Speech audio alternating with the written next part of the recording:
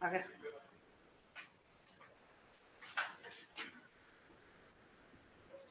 ठीक है, आ रहा है? हाँ आ रहा है।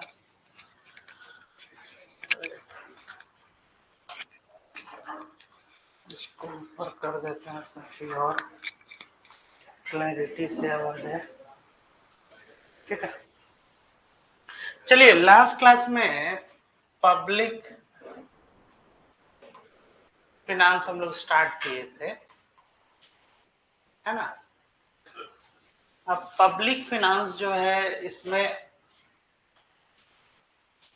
जो हम लोगों ने देखा था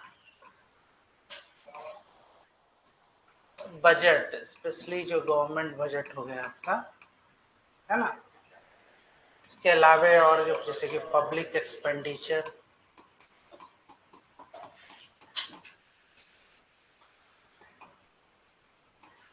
पब्लिक डेट, ठीक है। तो अब जैसे कि जो हम लोग लोक वित्त या पब्लिक फाइनेंस जो कह रहे हैं, या कोई भी आप ऐसे समझिए कि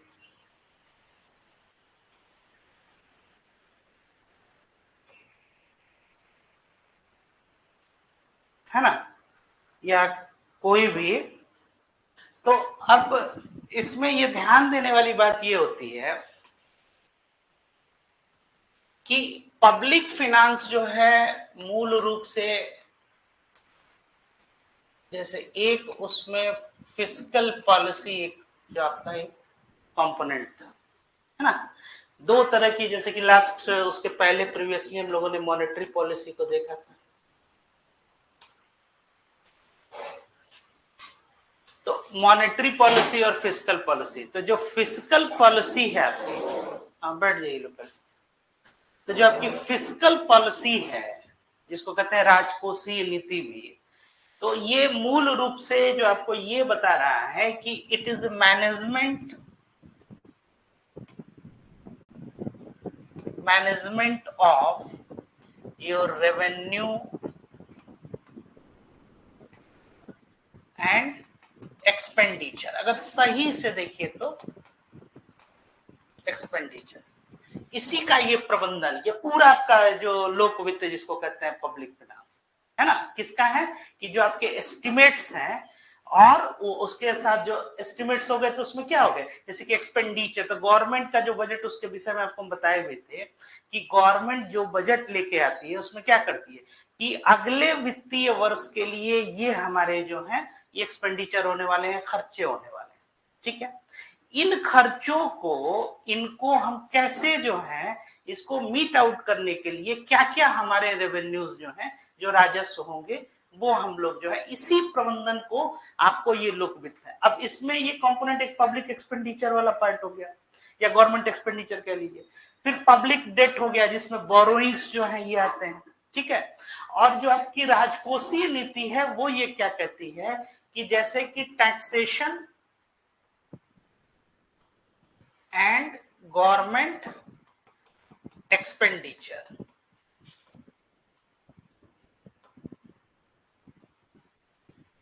ठीक है। मतलब कि जो आपका टैक्स पार्ट हो गया, तो टैक्स, अब जाहिर सी बात है कि टैक्स क्या होता है, गवर्नमेंट का राजस्व होता है, रेवेन्यू होता है।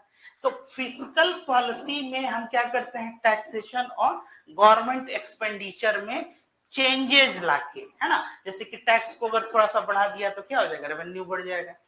एक्सपेंडिचर, इसमें क्या है, एक सामंजस्य जो है स्थापित करते हैं। सामंजस्य मतलब कि क्या हो गया आपको, एक उसमें क्या करते हैं, एक ब्रिजिंग। और यहाँ मॉनेटरी पॉलिसी में हम लोगों ने देखा था कि क्या किया था उसमें आरबीआई ने, इंटरेस्ट रेट को चेंज करके मनी सप्लाई या मुद्रा आपूर्ति है उसका प्रबंधन वो किया था, ठीक है। तो ये दोनों जो, जैसे मॉनेटरी पॉलिसी और फिजिकल पॉलिसी, ये समझ में आ रहा है, यहां तक आप लोग क्लियर है ना। मॉनेटरी पॉलिसी रिवाइज किए हुए है ना थोड़ा बहुत, मतलब इतना तो याद है ना कि मॉनेटरी पॉलिसी में क्या है ना। तो मॉनेटरी पॉलिसी में क्या करते थे हम लोग, इंटरेस्ट रेट को चेंज करके, और क्या करते थे कि हाँ, मुद्रा आपूर्ति जो है या मनी सप्लाई में कोई हम कैसे उसके प्रबंधन को, कितना मनी सप्लाई एडिक्वेट रखना है सिस्टम में, हाँ है? बिल्कुल प्राइस स्टेबिलिटी, इन्फ्लेशन, इसी को कंट्रोल करने के लिए। आइए ठीक यहां भी हम लोग क्या कर रहे हैं कि टैक्स और गवर्नमेंट एक्सपेंडिचर जो है इस तरह से इसमें परिवर्तन करके ये कर रहे हैं। अब इसमें दो पार्ट आता है, एक को कहते हैं जैसे कि बजट जो आप कहते हैं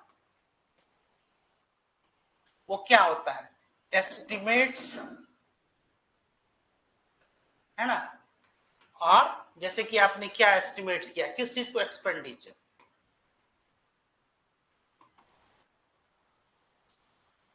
और उसके बाद से आपने उस एक्सपेंडिचर को मीट आउट करने के लिए क्या आपके रेवेन्यूज जो है नए जो है वित्तीय वर्ष में हो गए। और रेवेन्यूज भी दो तरह के हो गए, एक को कहते हैं टैक्स रेवेन्यू,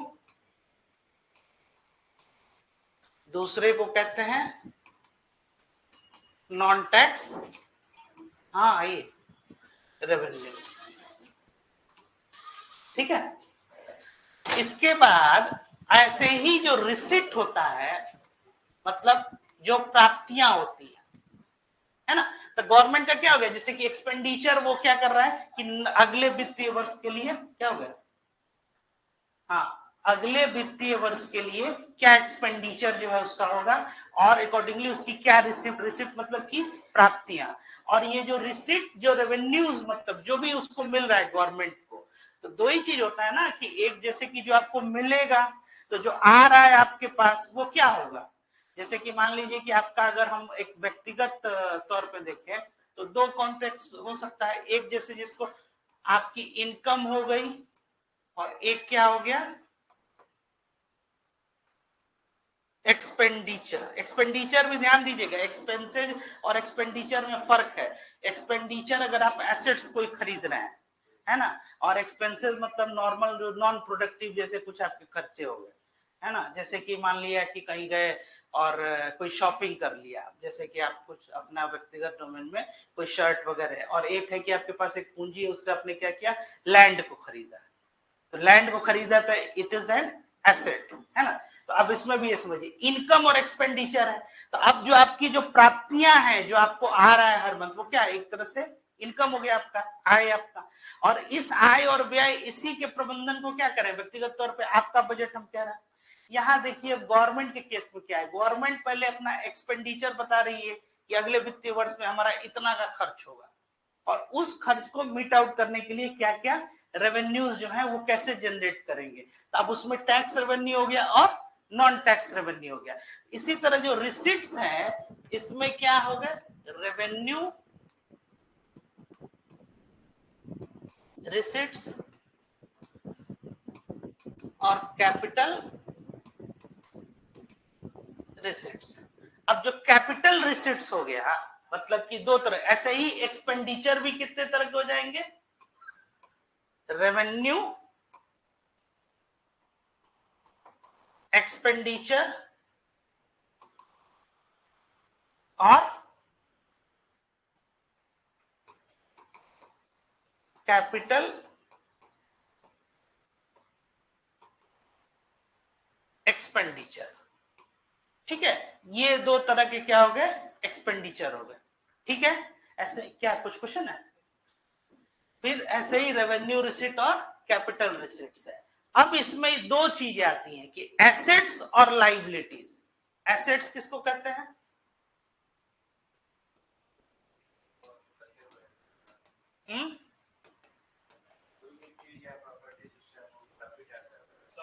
प्रॉफिट एक दूसरा टर्म है, प्रॉफिट नहीं, अगर इनकम आएगा तो उसको नहीं कहेंगे। प्रॉफिट का मतलब होता है, पहले समझिए इसको, एक एक टर्म को जब यूज कीजिए तो उसको बहुत ध्यान से समझिए। प्रॉफिट जैसे इसको हमने इसकी मैन्युफैक्चरिंग की, इसको बनाने में हमको कितना खर्चा आया, 10 रुपया, ठीक है। इसको जब हम बेच रहे हैं तो हम कितने में बेच रहे हैं, 15 रुपया। ये जो 5 रुपया हुआ इट इज प्रॉफिट।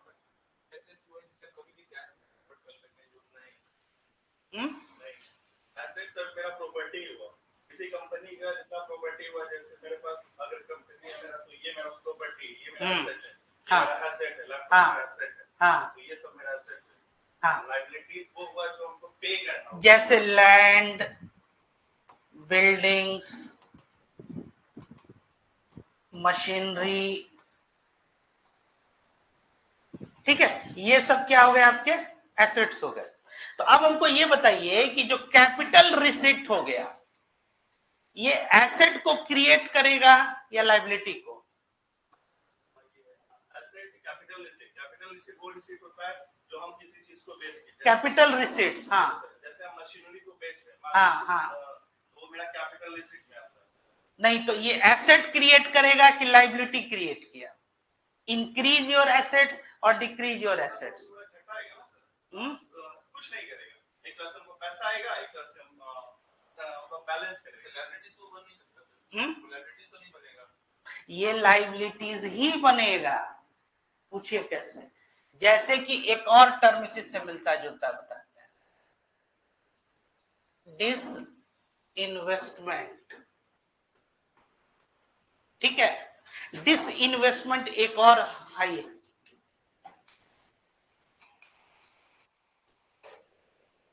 विनिवेश, है ना। जैसे कि कोई भी कैपिटल डिस इन्वेस्टमेंट अगर गवर्नमेंट करती है, या पीएसयूज पब्लिक सेक्टर यूनिट्स जो है, इसको ये क्या करती है, ये सेल ऑफर कर रही है ना।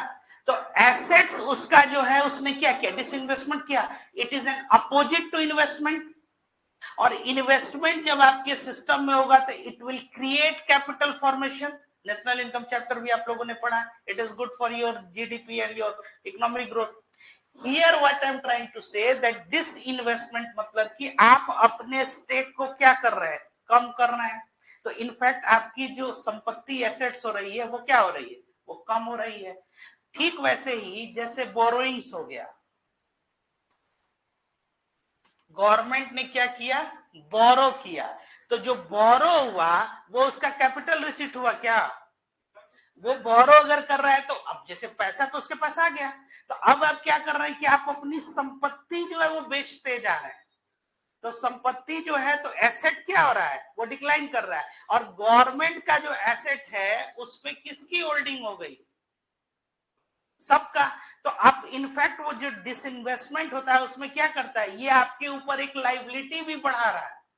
बात समझ में आ रही है? जैसे कि एक तो आपने कहीं कार्य किया, जैसे आप सर्विस में मान लीजिए कहीं जॉब कर रहे हैं, नौकरी कर रहे हैं, और नौकरी कर रहे हैं, उसके बाद आपको एक क्या मिल रहा है, एक जो है आपका एक इनकम हुआ। इस इनकम को आप ऐसे समझिए कि एक रेवेन्यू राजस्व आपको मिल रहा है। ठीक है, ये revenue over the period of time आपने इसमें क्या किया कि आप एक सेविंग्स करते गए, या हाउस होल्ड सेविंग्स जिसको हम कह रहे हैं, अगर एक एक व्यक्ति अगर ये, तो ये सेविंग्स जो एक over the period of time जब ये बढ़ेगा तो it will create again an asset, provided कि ये सेविंग्स कहां जा रहा है, इन्वेस्टमेंट में। जैसे 10,000 रुपए अगर आपकी सैलरी, 8,000 खर्च कर रहे हैं, 2,000 रुपए अगर आपका बच रहा है, तो 2,000 पर मंथ अगर आप निवेश कर रहे हैं, तो in fact what you are trying to form a capital, new capital. तो एक कैपिटल फॉर्मेशन हर एक साल हो रहा है, और कैपिटल फॉर्मेशन का मतलब क्या हो गया कि एसेट आप क्रिएट कर रहे हैं। समझ में आ रही है बात? तो आपने क्या किया, एक संपत्ति को क्रिएट किया over the period of time. अब उस संपत्ति को आप क्या कर रहे हैं कि उसको डिसइन्वेस्ट कर रहे हैं, मतलब आप अपना मालिकाना हक क्या कर रहे हैं, कम करते जा रहे हैं। तो आपके ऊपर एक क्या, तो ये आपकी अपनी आय हो गई, और एक है कि मान लीजिए कि जो पुश्तैनी जमीन है उसको आप धीरे धीरे धीरे धीरे कम क्या करते हैं, तो आपके ऊपर एक लायबिलिटी भी तो हो गई कि आपने क्या किया कि वो एक और जो पास कर दिया फ्यूचर जनरेशन को भी, फ्यूचर जनरेशन को भी लायबिलिटी पास की है ना। इसीलिए कैपिटल रिसीट जो होता है ना, वो क्या करेगा, वो एक लायबिलिटी की तरफ। समझ में आ रही है बात? समझ में आया कि नहीं? जैसे कि आप अगर उसका स्टेक अगर आप कम कर रहे हैं, तो उसमें से स्टेक कम कीजिएगा, तो आपके ऊपर क्या है, एक आपके ऊपर एक लायबिलिटी है कि इसको आप कैसे फुलफिल करेंगे। नॉट अकॉर्डिंग टू यू, मतलब अकॉर्डिंग टू ऑल, ये सब के लिए। हाँ, जो भी हमको इनकम मिल रहा है, ठीक है ना, whatever income I am receiving, तो ये मेरा कैपिटल फॉर्मेशन कर रहा है। कोई भी जो भी इनकम, जरूरी नहीं है इनकम में से, जो जैसे बता रहे, income minus expenditure is equal to saving.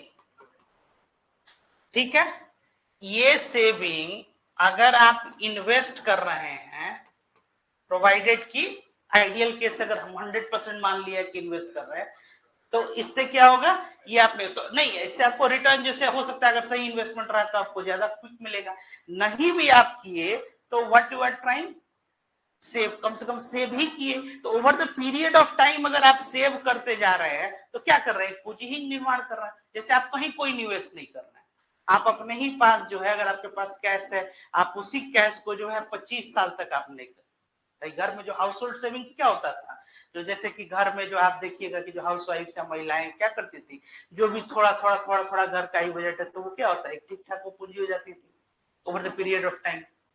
तो ये सेविंग्स जो है, ये इसके विषय में ये बात हो रहा है, ठीक है ना, तो ये क्रिएट करेगा। अब उस एसेट्स को अगर आप ये कम करते गए, जैसे कि पीएसयूज में गवर्नमेंट क्या कर रही है, डिसइन्वेस्टमेंट। हाँ, अब बताइए क्या क्वेश्चन आप, कहना ये चाहते हैं ना कि जैसे कि हम बेचे किसी को, तो कैपिटल रिसीट हुआ, वो पैसा मेरे बैंक में, तो as a company I am talking, तो मेरे बैंक में रिजर्व हो रहा है, एक तरह से मेरा तो एसेट बैलेंस ही रहेगा। ठीक है, वो तो आप कह रहे हैं कि वो एसेट लायबिलिटी आप मैनेजमेंट जो बता रहे हैं कि एलएम जो आप कर रहे हैं उसी कॉन्टेक्ट में ना, हाँ वो तो आप कर रहे हैं, लेकिन आपके ऊपर एक लायबिलिटी भी हो गई। ठीक वैसे ही जैसे कि बैंक में हम डिपॉजिट करते हैं, तो बैंक में डिपॉजिट करते हैं, तो वो डिपॉजिट बैंक के लिए क्या होता है, लायबिलिटी होता है कि हाँ नहीं तो कल तो इसको देना ही होगा। हाँ, किसी भी प्रोस्पेक्ट में उसमें क्या फर्क पड़ता है, आपको देना नहीं पड़ेगा भाई। हम आपके यहाँ कंपनी में इन्वेस्ट करने आ गए, 1 करोड़ रुपया दे दिए, तो इन्वेस्टर का पैसा लुटा दीजिएगा आप यही नहीं करें कि 1 करोड़ रुपया आ गया तो अभी हमारे पास जो है वो संपत्ति हमारी आ गई। आर गेटिंग माय पॉइंट, आपको रिटर्न देना, ये आपके ऊपर लायबिलिटी हुई कि नहीं, यही तो क्वेश्चन है ना, कि आप पीएसयूज का जो डिसइन्वेस्टमेंट भी हम कर रहे हैं, ये तो गवर्नमेंट क्या कर रही है, एक लायबिलिटी उसके ऊपर है, आपको उसी पेस पे आपका जो फिनांस है, तो फिनांस किसको करते हैं आप, डेफिसिट को, ठीक है ना। जैसे कि रेवेन्यू रिसिट आपका है, ठीक है, उससे कोई फर्क नहीं पड़ता, बट कैपिटल रिसिट जो है या कैपिटल एक्सपेंडिचर अगर आप कर रहे हैं, तो एक्सपेंडिचर कर रहे हैं किसके लिए, कि रेवेन्यू जनरेट हो, लेकिन जो रिसिट हो गया, कैपिटल रिसिट कैसे मिला, उस बिल्डिंग को बेचने से, उस पीएसयूज के स्टॉक को बेचने से, हमको बोरोइंग से मिला, तो ये गवर्नमेंट के लिए लायबिलिटी हो रही है कि नहीं, ये बात हो रही है। कैपिटल एक्सपेंडिचर अगर वो कर रहा है, जैसे कि पब्लिक एक्सपेंडिचर, तो it leads to a productive activity, हाँ, तो प्रोडक्टिव बनेगा। और ये समझ में, अभी भी हम जान रहे बहुत लोग कंफ्यूजन है, एक बार फिर अभी नाना जी दादाजी और मजी, ये सरकार के बारे में बात हो रहा है, सरकारी जमीन के बारे में बात हो रहा है। हाँ, अब और बताइए। हाँ, खैर आप अपनी बात कहिए। किसके थ्रू, तो वही जमीन का जैसे बहुत पहले कुछ मकान बना हुआ है, हाँ, लगा दिए, तो हाँ, मतलब मंथली देता है 5,000 या 10,000, हाँ, तो वो इनकम है, ठीक तो है। तो ये आपका किया हुआ है कि वो उनका किया हुआ है, तो दादाजी ने किया हुआ है, तो उनका घर है, रेंट आपको मिल रहा है, अब बाई डिफॉल्ट की आप जो उनके पोते हुए, तो आपको ये इनकम मिलता है। हाँ, अब है कि अगर आपने उसको बेच दिया, तो बेच दिया, तो ये जो बेच दिया और पैसा आपके पास आ गया, और उस पैसे का आप जो क्या कर दिए, ड्रीम 11 पे टीम बना दिए, मतलब जो भी आप कुछ उस तरह से, तो नेक्स्ट जनरेशन को आपने क्या दिया, फ्यूचर जनरेशन को लायबिलिटी। यही चीज यहाँ भी होता है गवर्नमेंट के भी केस में, कि जैसे जो रेवेन्यू जो रिसिट्स है ना, उसका बहुत फर्क नहीं पड़ता है एक्सपेंसेस पे, लेकिन इस तरह का जो है, जो कैपिटल जो रिसिट है ना, that is the reason why it creates liability. बिल्कुल, जैसे कि अब बैंक कहे क्या कि भाई डिपॉजिट बढ़ाओ, तो बैंक का डिपॉजिट जो है बढ़ के हो गया 1 लाख करोड़। भाई 1 लाख करोड़ दिखाई तो दे रहा है कि SBI state bank of India के पास डिपॉजिट हो गया है, लोग जनधन अकाउंट जो है खोले और उसके बाद से वो, लेकिन वो क्या है, वो लायबिलिटी है बैंक के लिए, बैंक को उस पर क्या करना है, पे करना है। समझ में आ रही है कि नहीं बात। लेकिन जो लोन दे रहा है, अगर 1 लाख करोड़ का लोन बांट दिया स्टेट बैंक ऑफ इंडिया, तो उस पर वो क्या करेगा, इंटरेस्ट चार्ज करेगा। तो इससे क्या होगा कि वो जैसे कि भाई जो भी लोन लेगा, इंडिविजुअल लेगा या इंस्टीट्यूशंस लेगा, तो वो क्या कर रहा है, कहीं निवेश करेगा। आप ये कोई कॉर्पोरेट है, नई कंपनी जो स्टार्ट किया, नई कंपनी अगर स्टार्ट कर रहा है तो उसके बाद से क्या हो जाएगा बताइए, उसके बाद से वो वहां पे वो एम्प्लॉयमेंट जनरेट करेगा, इनकम जनरेट होगा, फिर कंजम्पशन बढ़ेगा, it is good for your economic growth. तो कैपिटल एक्सपेंडिचर जो है वो क्या है, आपके इकोनॉमिक ग्रोथ के लिए रहता है। क्लियर हो गया? और कैपिटल रिसीट्स जो है वो क्या कर रहा है, इट क्रिएट्स लाइबिलिटी। समझ में आया कि नहीं? तो यही कहने का मतलब है कि अब आ जाइए, आप जो कह रहे हैं कि पुरखों की जमीन वो आप बेच दिए, ठीक है, तो फ्यूचर जनरेशन को आपने क्या दिया? अभी जो जमीन है जिसपे हम लोग जो खेती जो कर रहे हैं, कृषि योग्य जो जमीन है खा रहे हैं, ये जमीन कितनी पुरानी है? 10-20 साल। एंसेंट हिस्ट्री खत्म हो गया, अभी तक 10-20 साल ही है। कब से है जी? तो कितना सिविलाइजेशन आया और गया, और तब से हम लोग क्या कर रहे हैं, उस पर उत्पादन कर रहे हैं। और समझ में आ रहा है, एग्रेरियन इकोनॉमी, एग्रीकल्चर इकोनॉमी, तब से जमीन चला रहा है। उस जमीन को आप हटा दिए या वहां पे कुछ और बना दिए कोई बिल्डिंग, तो फिर तो अगर उससे ज्यादा अगर आपका इनकम नहीं जनरेट हो रहा है, यही तो सस्टेनेबल डेवलपमेंट है ना। तो यहां भी वही चीज है कि फ्यूचर जनरेशन पे कौन क्या पास कर दिया, तो ये ज्यादा से ज्यादा लाइबिलिटी पास करेगा अगर कैपिटल रिसीट आपका जो है। क्लियर हो गया यहां तक? इसीलिए जो गवर्नमेंट का पब्लिक एक्सपेंडिचर है वो क्या करता है कि गवर्नमेंट पब्लिक एक्सपेंडिचर, तो पब्लिक एक्सपेंडिचर किस पे करेगी? अगर ये पब्लिक एक्सपेंडिचर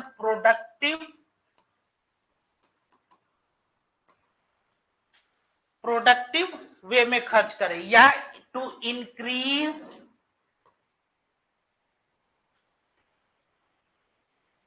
प्रोडक्शन एक्टिविटी, तो it is good for your economy. But if it creates consumption activity then it is not good for your economy. यही क्वेश्चन आता है कि पब्लिक एक्सपेंडिचर जो है, मान लीजिए या गवर्नमेंट एक्सपेंडिचर अगर बढ़ाया जाए, तो गवर्नमेंट एक्सपेंडिचर बढ़ाया जाए तो whether it is good for your economy और नॉट, अर्थव्यवस्था के लिए अच्छा है कि नहीं? समझ में आ रही है कि नहीं बात? तो पब्लिक एक्सपेंडिचर, गवर्नमेंट एक्सपेंडिचर बढ़ाने का क्या मतलब हुआ? गवर्नमेंट किस पे खर्च कर रही है बताइए? गवर्नमेंट खर्च कर रही है इंफ्रास्ट्रक्चर पे,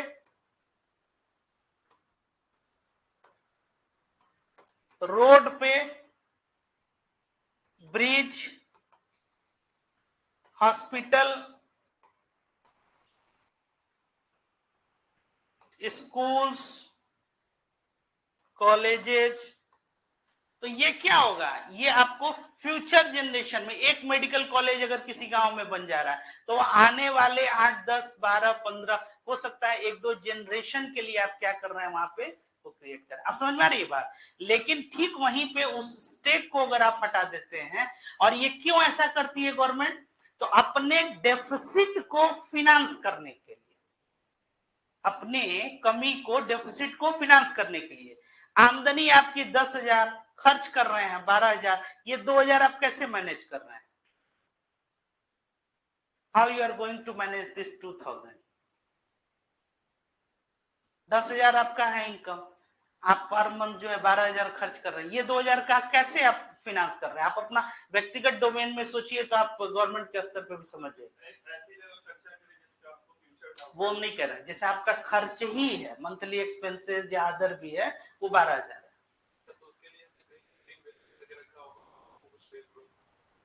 कहाँ किए होंगे आप इन्वेस्टमेंट? 10,000 रुपया, 12,000 आपका खर्च है। सिंपल क्वेश्चन है।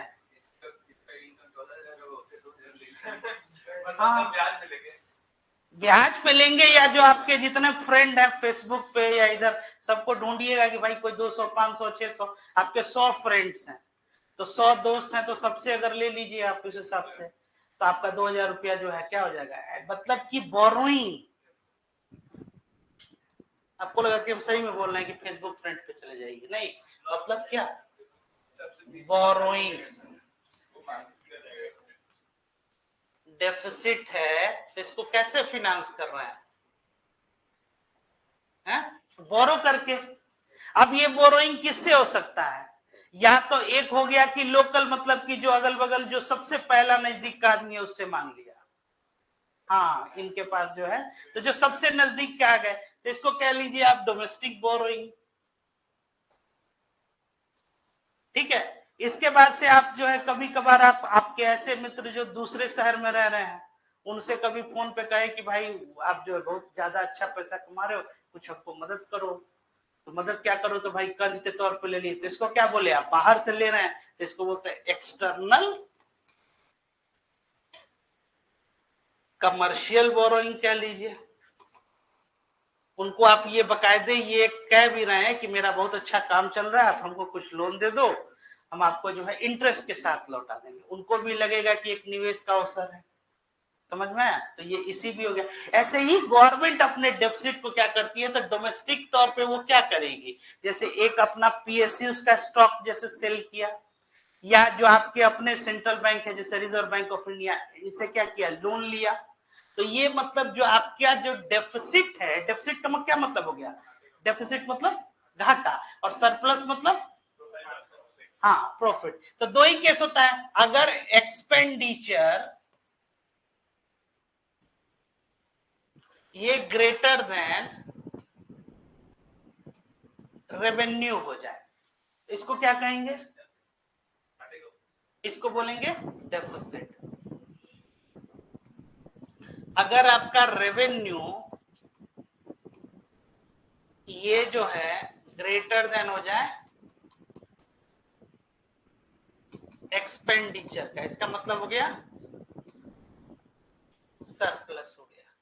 ठीक है, तो अब जैसे कि आप ये जो डेफिसिट होता है, तो इनफैक्ट 10,000 आपकी आय है, खर्च है 12,000, तो 12K minus 10K is equal to 2K। लेकिन ये जो 2K है वो क्या है, नेगेटिव है। तो आप ऐसे ही अपने जैसे कि मित्र लोगों से आप क्या किए कि कुछ कुछ कुछ कुछ करके आपने 2,000 रुपया लिया। अब ये कॉन्टिन्यूअस हो रहा है कि भाई अगले मंथ भी हमको जो है फिर 2,000 रुपया का, तो फिर 25, 26, 27 तारीख के बाद से कि भाई थोड़ा सा 2,000 रुपया का मदद करो। तो अब ये प्रबंधन आप कैसे कर रहे हैं कि हर मंथ जो है, लेकिन इतना है कि आपके जो है 200 रुपया है, 200 रुपी, ये आप एक स्टैंडर्ड बना लिए कि 200 रुपया तो कोई दे देगा, ये तो कोई बड़ी बात नहीं है।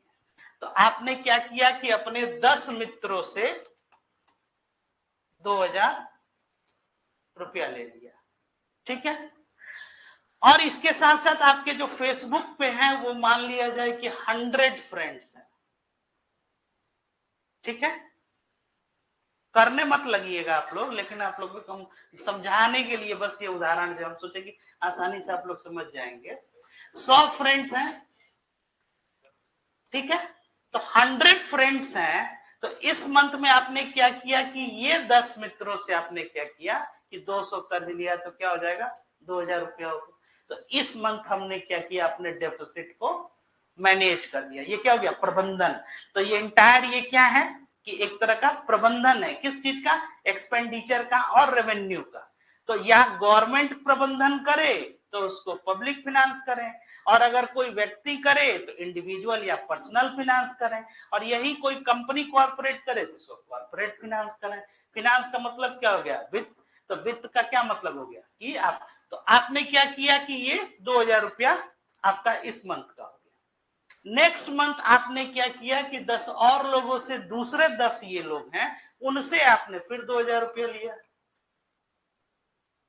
ठीक है, और जैसे ही मंथ है उसके बाद से ये पुराने जो लोग हैं उनका पैसा आपने लौटा दिया। ठीक है, ताकि उनके साथ भी आपकी क्या रही, एक क्रेडिबिलिटी। और ये है कितने, 100 है। तो फिर ऐसे ही करके, and that is how you manage. इसीलिए गवर्नमेंट का जो आप देखिएगा कि वो क्या करता है कि एक्सपेंडिचर जो है वो क्या किया कि बढ़ा दिया, और उस एक्सपेंडिचर को बढ़ा के, और जितना ज्यादा कैपिटल एक्सपेंडिचर पे खर्च होगा उससे क्या होगा कि प्रोडक्शन एक्टिविटी बढ़ेगी। जैसे कि प्रोडक्शन एक्टिविटी जो है, जैसे कि रोड, अब 2 गांव है उनके बीच में बस सड़क जो है आपको बना देना है, है ना। कुछ उसके बाद से कुछ थोड़ा और इंफ्रास्ट्रक्चर करना है, जैसे बिजली, पानी, सड़क जिसको कहते हैं ना कि नॉर्मल, ये सब इंफ्रास्ट्रक्चर आप खड़े कर दीजिए। उसके बाद से क्या हो जाएगा कि people will take care on itself. उसके बाद से क्या है, उनको एक थोड़ा सा स्किल दी अगर आप, तो वो क्या करेंगे, वो काम करने लगेंगे। काम करेंगे तो क्या होगा कि एम्प्लॉयमेंट जनरेशन। तो ओवरऑल जो इसका जो लक्ष्य है, ऑब्जेक्टिव है आपका पब्लिक फाइनेंस का या गवर्नमेंट बजट का, वो क्या हो गया, to create employment generation. A point wise आइए,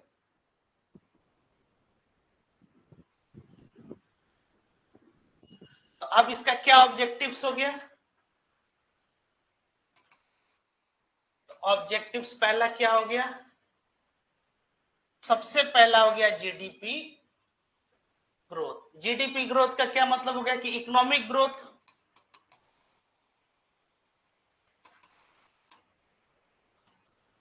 दूसरा क्या हो जाएगा आपका, एम्प्लॉयमेंट अपॉर्चुनिटीज क्रिएट आपने किया, ठीक है। तीसरा क्या किया, इनइक्वालिटीज को मिनिमाइज किया। हाँ क्या हो गया, हाँ नहीं ठीक है। तो आपने क्या किया, इनइक्वालिटीज को। तो बजट में आप देखिएगा तो और क्या होता है उसके साथ साथ, वेलफेयर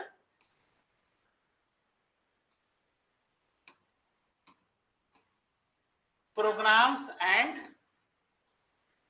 स्कीम्स, ठीक है, समझ में आ रहा है। तो अब ये क्या हो गया कि जीडीपी ग्रोथ मतलब इकोनॉमिक ग्रोथ आपको करना है, एम्प्लॉयमेंट अपॉर्चुनिटी न्यू जो है वो क्रिएट करना है, एम्प्लॉयमेंट जनरेशन, और इनइक्वालिटीज, वेलफेयर प्रोग्राम, स्कीम्स। अभी जैसे कि 23 जुलाई को भी गवर्नमेंट का जो बजट अभी जैसे आने वाला है, ठीक है।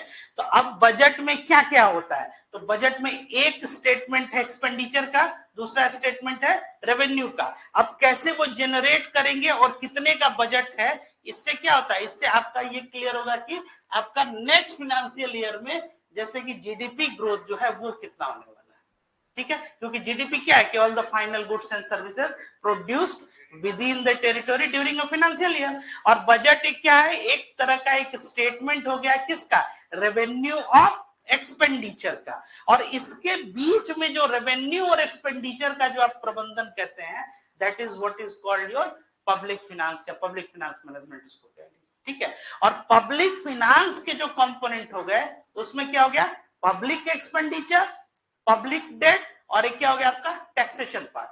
फिर फिस्कल पॉलिसी इन सबको कलेक्टिवली कहते हैं। तो फिस्कल पॉलिसी क्या हो गया, राजकोषीय नीति, जिसमें एक पार्ट हो गया टैक्स, दूसरा पार्ट हो गया बताइए पब्लिक एक्सपेंडिचर या गवर्नमेंट एक्सपेंडिचर, ठीक है। तो टैक्सेशन में अगेन दो पार्ट हो गया, एक डायरेक्ट टैक्स और एक इनडायरेक्ट टैक्स, एक टैक्स रेवेन्यू और एक नॉन टैक्स रेवेन्यू, ठीक है।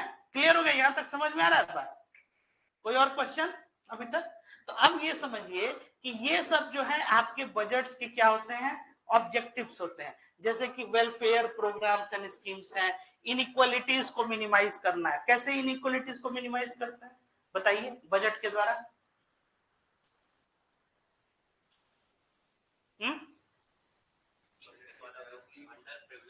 हाँ हाँ हाँ बिल्कुल सही, कि जैसे गवर्नमेंट स्कीम बना दी, या जिसमें जैसे मान लीजिए कि ट्रांसफर पेमेंट वगैरह, कैसे ओल्ड एज पेंशन बढ़ा दिया, या फिर इस तरह से।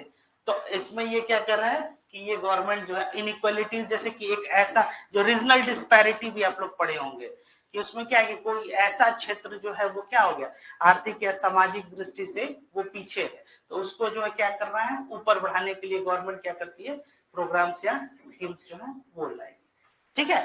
तो क्लियर है यहां तक। तो अब ये जो भी डेफिसिट हो गया, तो एक्सपेंडिचर बढ़ेगा तो क्या हो जाएगा, डेफिसिट हो गया, और अगर रेवेन्यू बढ़ रहा है तो वो सरप्लस हो गया।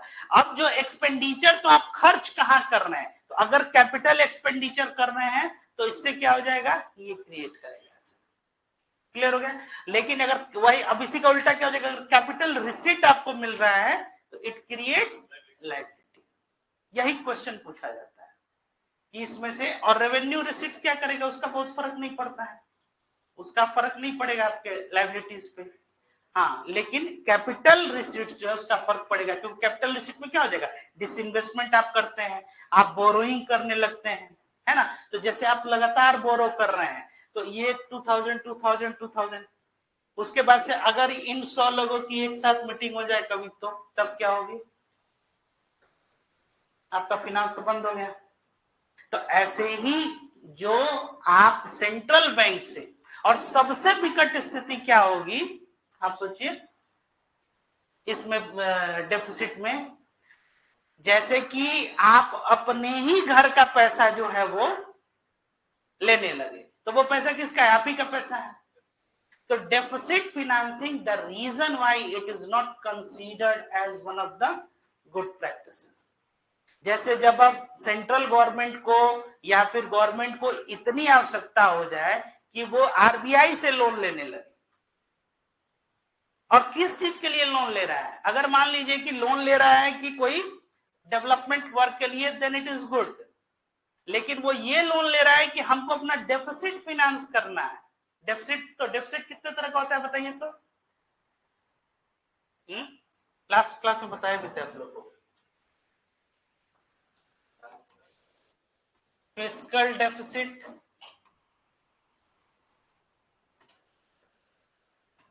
रेवेन्यू डेफिसिट,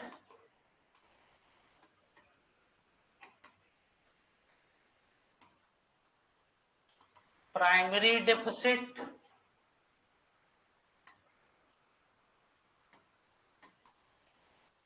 बजटरी डेफिसिट, और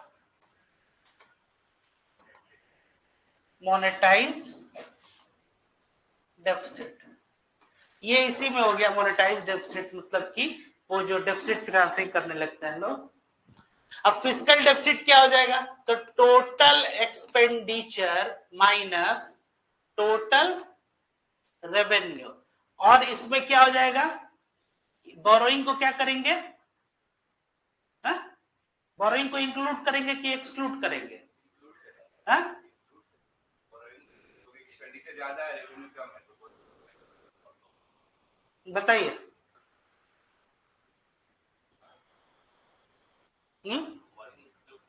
बोरोइंग, हाँ, एक्सपेंडिचर ज्यादा है, रेवेन्यू कम है, तो डेफिसिट में जाएगा, तो बोरो करेंगे हम कहीं से करने, तो इसीलिए तो डेफिसिट हो जाएगा, जब बोरो करके उसको जोड़ दीजिएगा तब तो सरप्लस हो जाएगा ना, इसीलिए एक्सक्लूड करते हैं, है ना, एक्सक्लूडिंग बोरोइंग। लोन जो होता है, लोन्स, ये सब जो है, जैसे अगर रिकवरी ऑफ लोन है,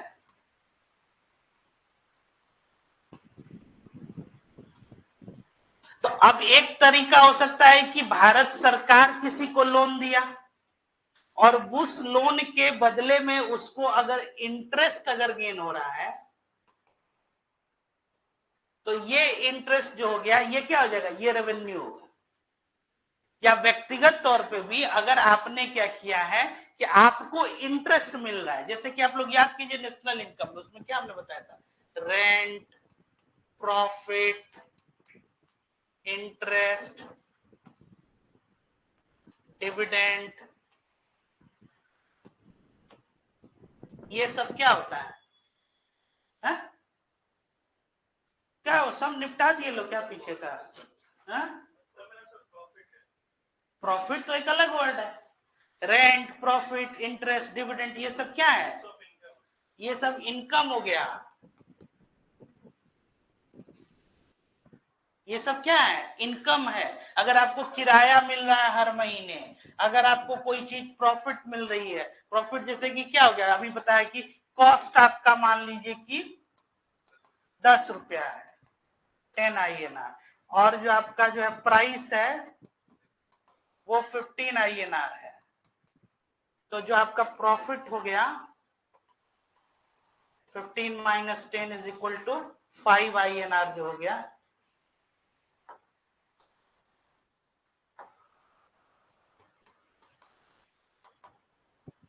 ये कितना, 5 INR, ये कितना हो गया आपका, ये प्रॉफिट हो गया, ये लाभ है। और फिर डिविडेंड क्या है कि आपने कहीं निवेश किया है और निवेश किया और वो आपको क्या मिल रहा है, आपको एक उसका प्रॉफिट का एक हिस्सा वहां पे मिल रहा है। यही चीज आप गवर्नमेंट के कॉन्टेक्स्ट में सोचिए, भारत सरकार के संदर्भ में, कि अगर भारत सरकार को कोई रेंटल इनकम हो रही है, कैसे होगी रेंटल इनकम, कोई बताइए तो। लोन पे इंटरेस्ट मिलेगा तो उसको किराया बोलते हैं। हाँ? बताइए। हाँ हाँ,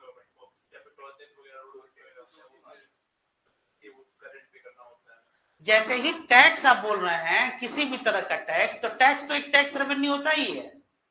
तो ये सब क्या हो जाएगा, नॉन टैक्स रेवेन्यू में भी ऐसी भी इनकम है। जैसे कि बहुत सारा ऐसा लैंड मिल जाएगा आपको, उसको एस्टेट बोलते हैं, मतलब कि देयर इज नो क्लेमेंट, कोई क्लेम करने वाला नहीं है। कोई मान लीजिए कि ये लैंड है, तो किसका हो जाएगा, गवर्नमेंट का हो जाएगा। ऐसे ही जैसे कि फी वसूला, कोई गवर्नमेंट जो है फी वसूल रही है, तो वो फी क्या है, तो जैसे एक टैक्स रेवेन्यू हो गया, एक तो टैक्स तो सीधे वो कमा रही है, लेकिन इस टैक्स के अलावे भी गवर्नमेंट कैसे ये अर्न कर रही है। मान लीजिए गवर्नमेंट का कोई प्रेमाइस है, तो उसको रेंट पे दे दिया है। जैसे कि इंडियन रेलवे आप देखिएगा कि उसमें प्लेटफॉर्म पे बहुत सारे क्या है आपके, ये हाँ जैसे कि वेंडिंग, ये क्या है, ये लोग रेंट पे करते हैं। तो ये क्या हो गया, एक तरह का रेंटल इनकम हो गया। और दूसरा प्रॉफिट इंटरेस्ट का मतलब ये हो गया कि मान लीजिए कि अगर ये इंडियन गवर्नमेंट जो है श्रीलंका गवर्नमेंट को क्या किया, उसको लोन दिया है, तो उसके जो है अगेंस्ट में क्या मिल रहा है, इंटरेस्ट मिल रहा है। और डिविडेंड आप समझ ही रहे हैं कि जो पीएसयूज जो हैं वो क्या करते हैं, वो अभी जैसे कि रिसेंटली आप लोग ये सुने भी होंगे कि ये पब्लिक सेक्टर बैंक जो है उसने गवर्नमेंट ऑफ इंडिया को समवेयर अराउंड जो है 2 लाख करोड़ का आपको जो है डिविडेंड दिया है। या जितना जो ये पीएसयू जो पब्लिक सेक्टर यूनिट्स होते हैं जैसे कोल इंडिया हो गया, ये हर साल क्या होता है, अगर प्रॉफिट ये होगा ना तो उस प्रॉफिट का एक हिस्सा जो है ये गवर्नमेंट की एक बहुत बड़ी जो है एक इनकम का एक ये भी सोर्स होता है, डिविडेंड इनकम। ठीक है, या अगर आप भी अगर इंडिविजुअल डोमेन में कहीं ऐसे जो है शेयर होल्डर हैं, तो आपको अगर डिविडेंड मिलता है तो वो होता है एक बहुत बड़ी एक इनकम। कॉर्पोरेट्स का भी जो है इसमें, तो ये समझ में आ रहा है। ये तो अब ये है कि ये डेफिसिट को, रेवेन्यू डेफिसिट में क्या हो जाएगा, जो आपके रेवेन्यू एक्सपेंडिचर है माइनस रेवेन्यू रिसिप्ट्स, आरआर मतलब रेवेन्यू रिसिप्ट्स, और ये रेवेन्यू एक्सपेंडिचर। प्राइमरी डेफिसिट क्या हो जाएगा, आपका फिस्कल डेफिसिट जो है इसमें से नेट इंटरेस्ट पेमेंट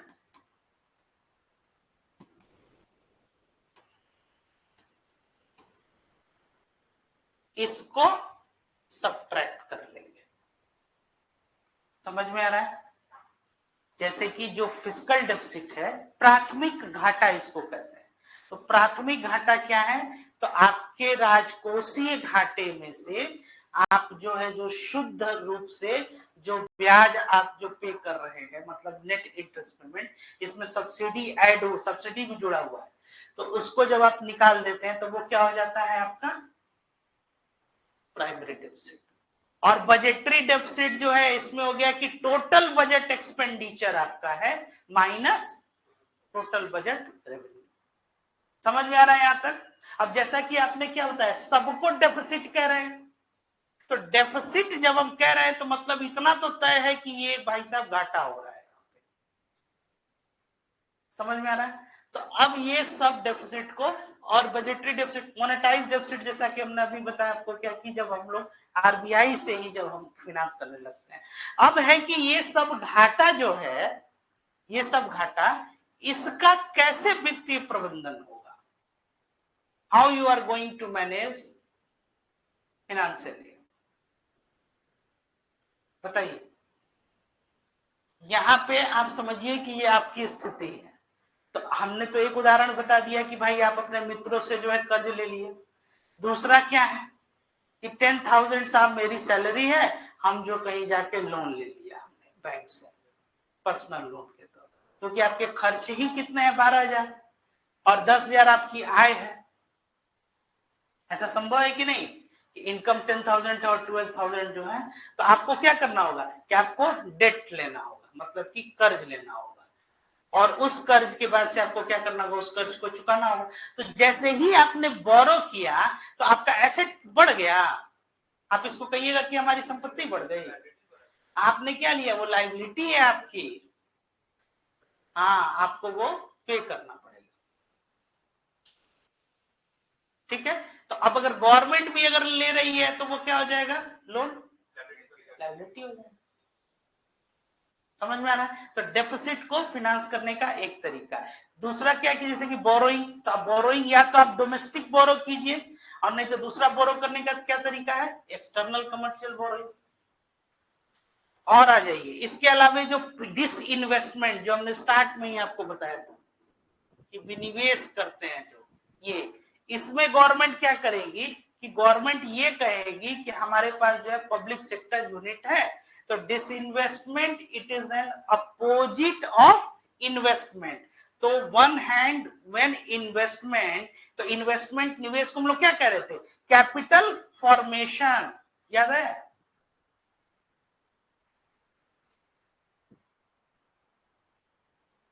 जैसे इन्वेस्टमेंट को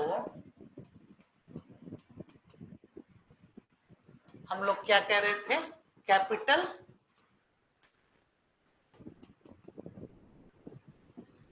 फॉर्मेशन, पूंजी का विनिर्माण। इन्वेस्टमेंट को कह रहे हैं कैपिटल फॉर्म कर रहा है, तो डिस इन्वेस्टमेंट क्या हो गया, इसका अपोजिट हो गया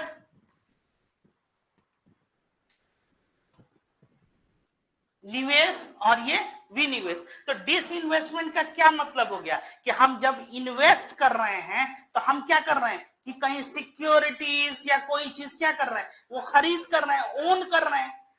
एंड डिस इन्वेस्टमेंट का क्या मतलब हो गया, इसका उल्टा हो गया, तो हम क्या किए, सेल किए।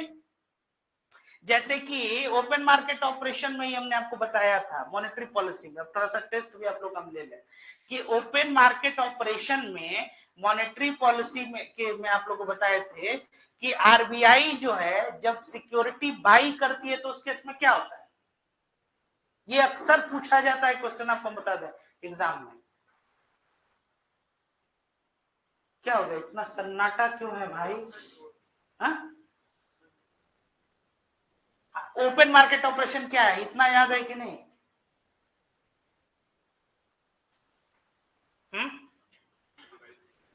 रिवाइज नहीं किया, ये क्या मतलब, इसको क्या कहा जाए?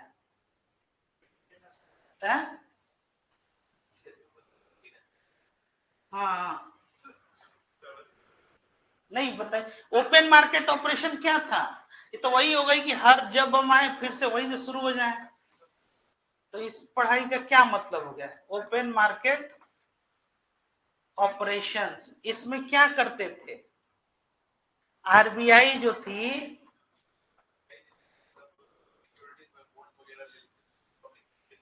हाँ डायरेक्ट जो है वो क्या कर रही है कि बाइंग एंड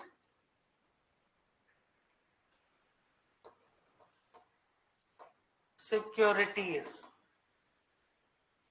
आरबीआई जो है वो क्या कर रही है, परचेज कर रही है और सेल कर रही है। तो आरबीआई जब परचेज कर रही है सिक्योरिटी, तो पैसा कहाँ है, सिस्टम में। तो सिस्टम में गया और सिक्योरिटी उसके पास से वो है, तो पैसा सिस्टम में गया, तो लिक्विडिटी को अगर बढ़ाना है तो आरबीआई क्या करती है, है?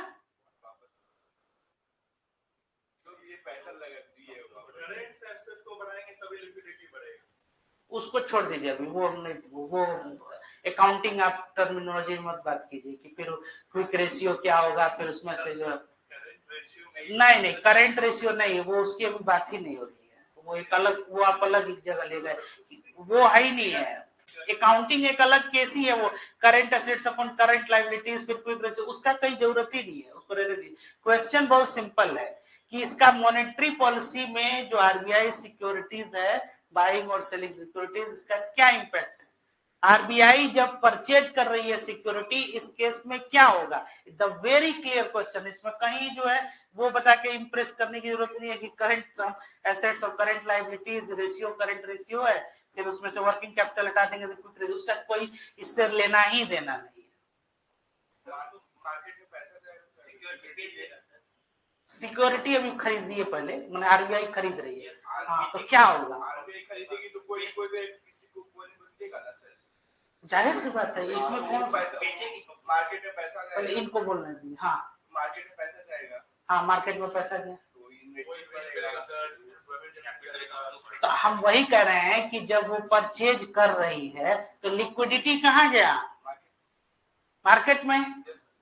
तो पैसा जो है वो लोगों के पास गया, तो जब परचेज करेगी बाइंग सिक्योरिटीज, तो उसको अगर लिक्विडिटी को बढ़ाना होगा, मनी सप्लाई को बढ़ाना होगा, तो इसमें क्या हो जाएगा? तो उसमें आरबीआई परचेज करेगी, और आरबीआई सिक्योरिटी सेल कर रही है। इसका मतलब क्या है कि आरबीआई को पैसे की जरूरत है, आरबीआई हैज टू बोरो। समझ में आ रही है बात? हाँ, आप क्या कह रहे थे? आप अपनी बात यही बोल रहे थे ना? हाँ, तो हाँ, तो आरबीआई जब सेल कर रही है, तो सेल कर रही है मतलब उसको पैसे की जरूरत है। तो गवर्नमेंट को जब पैसे की जरूरत है तो गवर्नमेंट क्या करेगी? कैसे बोरो करेगी? इन डेफिसिट को कैसे वो बोरो करेगी? हाँ, सिक्योरिटीज को वो क्या कर रही है? या तो वो किसी प्राइवेट, इसीलिए ना इसको क्या कहते हैं, प्राइवेटाइजेशन। जो प्राइवेटाइजेशन है, जो प्राइवेटाइजेशन है वो क्या होता है कि अपने सिक्योरिटीज को सेल करना, sell of securities to whom? Private corporations या इंडिविजुअल्स, अगर आप सक्षम हैं तो। हाँ, अगर मान लीजिए कि अगर आपके पास इतना है, अब गवर्नमेंट को ही अगर मान लीजिए उससे ज्यादा पैसा है तो कोई बात ही नहीं।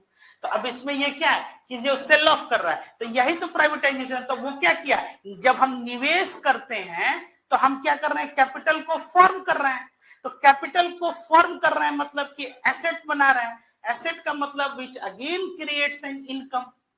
तो जो निवेश होता है, डिस इन्वेस्टमेंट, तो हम क्या कर रहे हैं? सेल ऑफ किए। तो सेल ऑफ किए, कोई प्राइवेट फर्म, कोई इंडिविजुअल, कॉर्पोरेशन, उसने क्या किया? उसको खरीद लिया। तो गवर्नमेंट का स्टेक क्या हो गया? कम हो गया। तो जब गवर्नमेंट का स्टेक कम हो गया, तो और गवर्नमेंट ऐसा क्यों की है, ये काम क्यों की है, डिसइन्वेस्टमेंट? क्योंकि आपके पास क्या है? ये डेफिसिट है। आप पहले से क्या है?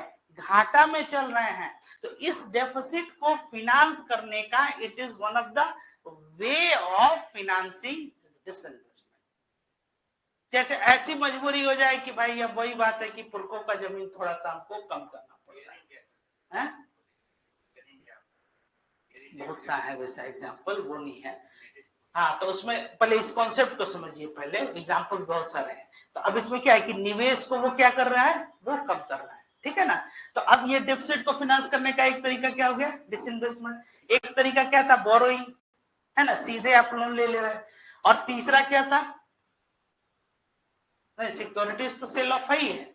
जैसे कि आप जो लोन ले रहे हैं तो इधर डोमेस्टिक आप लोन ले रहे हैं या बाहर से ले रहे हैं, तो जिसको बोलते हैं एक्सटर्नल कमर्शियल बोरोइंग, ईसीबी। ठीक है, मतलब कि अगर हमारी कमाई जो है वो कम है, खर्च ज्यादा है, तो हम क्या करेंगे? हम कर्ज के ऊपर आ जाएंगे। और जब मेरे ऊपर कर्ज आ जाएगा, लोन आ जाएगा, तो मेरी लाइबिलिटी क्या है? वो बढ़ जाएगी। The reason why the capital receipts जो होता है वो क्या करता है? Creates an liability. समझ में आया? अब और कुछ पूछे हैं? नहीं पूछे हैं? नहीं आ रहा है तो पूछिए, क्योंकि अगर नहीं क्लियर हुआ तो फिर उसके बाद रटते रह जाइएगा। आपको बता दें या नहीं, वो क्वेश्चन बनने वाला है। अगर आप नहीं समझे हैं तो एक थोड़ा सा ट्विस्ट किया जाएगा और सारा क्वेश्चन गलत हो जाएगा।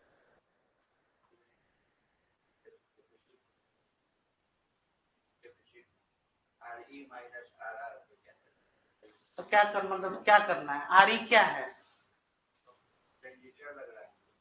हाँ तो वही है, लग नहीं रहा, वही है वो। हम सब लोग से पूछ के इसको शॉर्ट में लिखे हैं, रेवेन्यू एक्सपेंडिचर, और ये क्या है?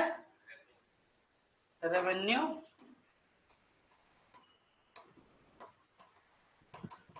रिसीट, है ना, यही आरआर है। ठीक है, यहां तक कोई और कोई डाउट, कोई क्वेश्चन? क्लियर है?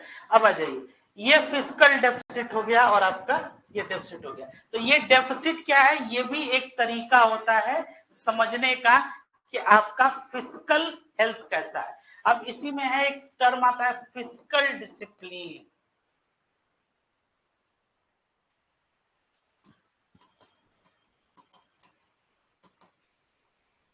फिस्कल डिसिप्लिन क्या होता है ये?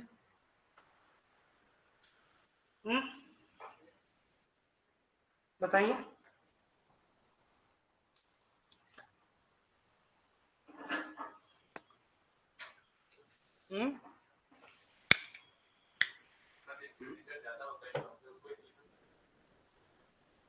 नाम बता रहा है क्या ये डिसिप्लिन, मतलब कि एक्सपेंडिचर और रेवेन्यू का जो है आप क्या कीजिए, एक बैलेंस जो है वो रखिए, कि ऐसा नहीं हो कि डेफिसिट आपका जो है वो बहुत ज्यादा हो जाए, है ना। तो एक संतुलन जो है इसमें रखना है। अब बताइए कि आपका अगर फिस्कल डेफिसिट बढ़ रहा है,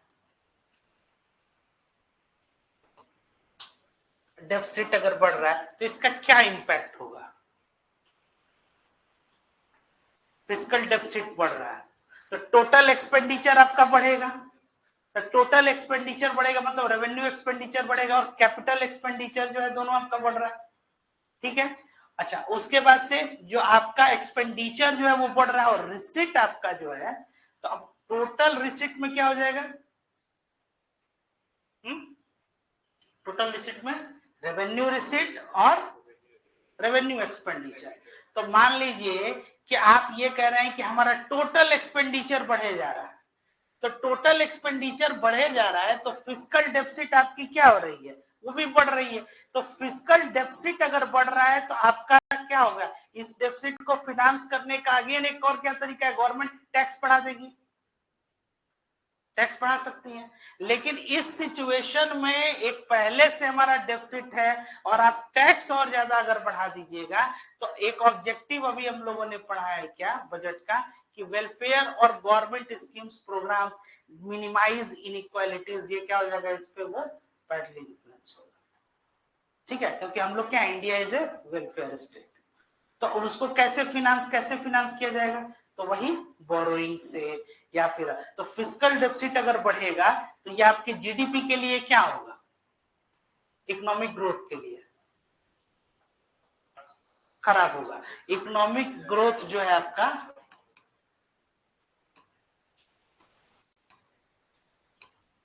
वो आपका कम होगा।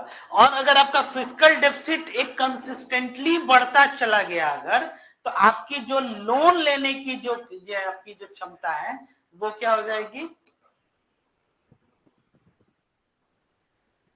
कैपेसिटी टू टेक लोन, ये क्या हो जाएगा? अगेन डाउन हो जाएगा, ये कम हो जाएगा। ठीक है, तो फिस्कल डेफिसिट को हमेशा बैलेंस करने की एक आवश्यकता होती है। इसके अलावे एक और डेफिसिट जो है, जैसे इसी के साथ एक करेंट अकाउंट डेफिसिट होता है, ये बैलेंस ऑफ पेमेंट पढ़ाएंगे इसके बाद वाला चैप्टर, तो आपको बताएंगे करेंट अकाउंट डेफिसिट। ये क्या होता है? जैसे मान लीजिए कि अब इंपोर्ट आपका जो है,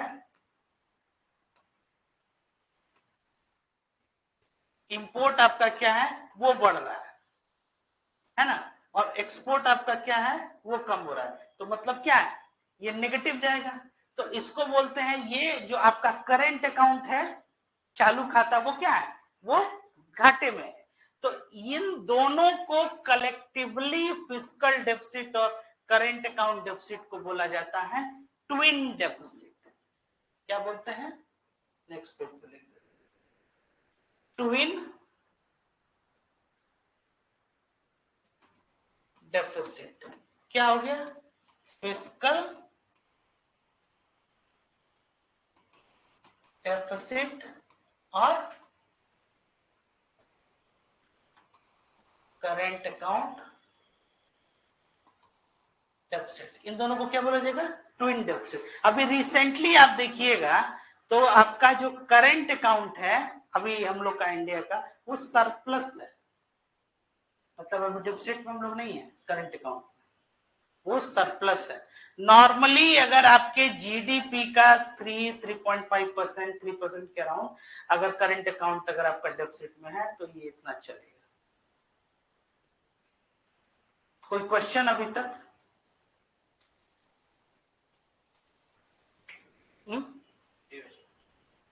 कहीं से आप पूछिए जो नहीं समझ में आ रहा है। ये हो गया ना, पूरा आपको एक बार दिखा देते हैं, थोड़ा सा याद आ जाएगा।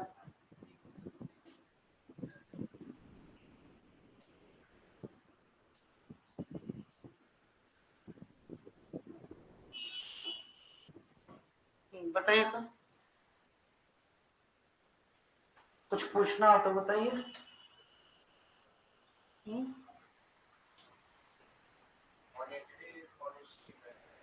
मॉनेटरी पॉलिसी, मॉनेटरी पॉलिसी के बारे में ये तो पूरा डिटेल पढ़ा है। इसी का पार्ट है किसका, मूल रूप से यही प्रश्न आपका कि और भी कुछ है?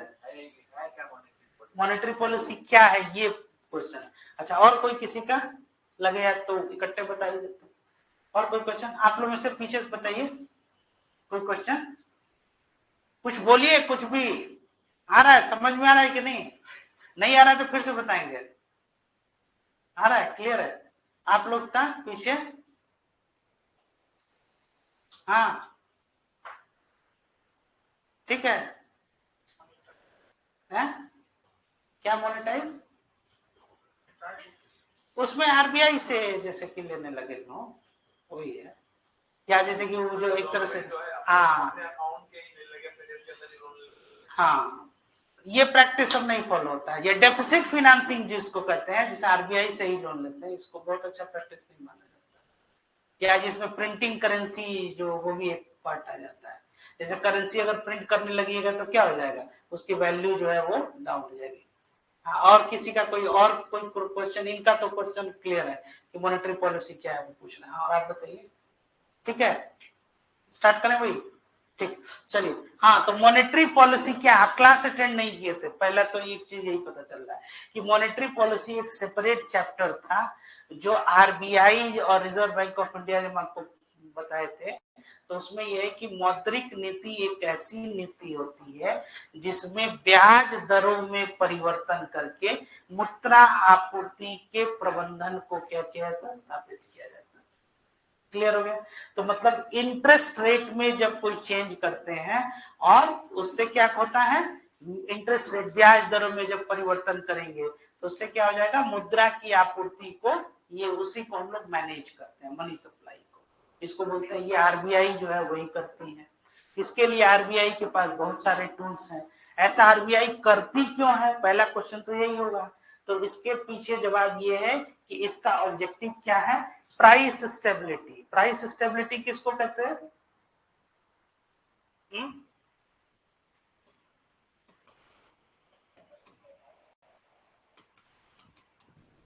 प्राइस स्टेबिलिटी मतलब मुद्रा में क्या है या पैसा में जो स्थिरता लाने के लिए, मतलब कि जो आपकी मुद्रा स्फीति है, मुद्रा स्फीति मतलब कि इन्फ्लेशन है ना, इस इन्फ्लेशन को क्या करना है, नियंत्रण करना है। ये उसका क्या होता है, एक ऑब्जेक्टिव है, एक उद्देश्य है मौद्रिक नीति की। क्लियर है? तो मॉनेटरी पॉलिसी का एक ऑब्जेक्टिव हो गया कि मुद्रा स्फीति पर नियंत्रण करना। अब मुद्रास्फीति अधिक हो गई, तो मुद्रास्फीति अधिक हो गई और उसके लिए क्या टूल है आरबीआई के पास, किसमें परिवर्तन करेगी, उनको बोलना चाहिए ब्याज दरों में। वेरी गुड, मतलब कि इंटरेस्ट रेट, इसमें क्या करेगी, चेंज। तो इसमें चेंज का क्या मतलब होता है, कोई भी चीज में आप परिवर्तन करते हैं, इसका क्या मतलब है, इंटरेस्ट रेट में परिवर्तन है।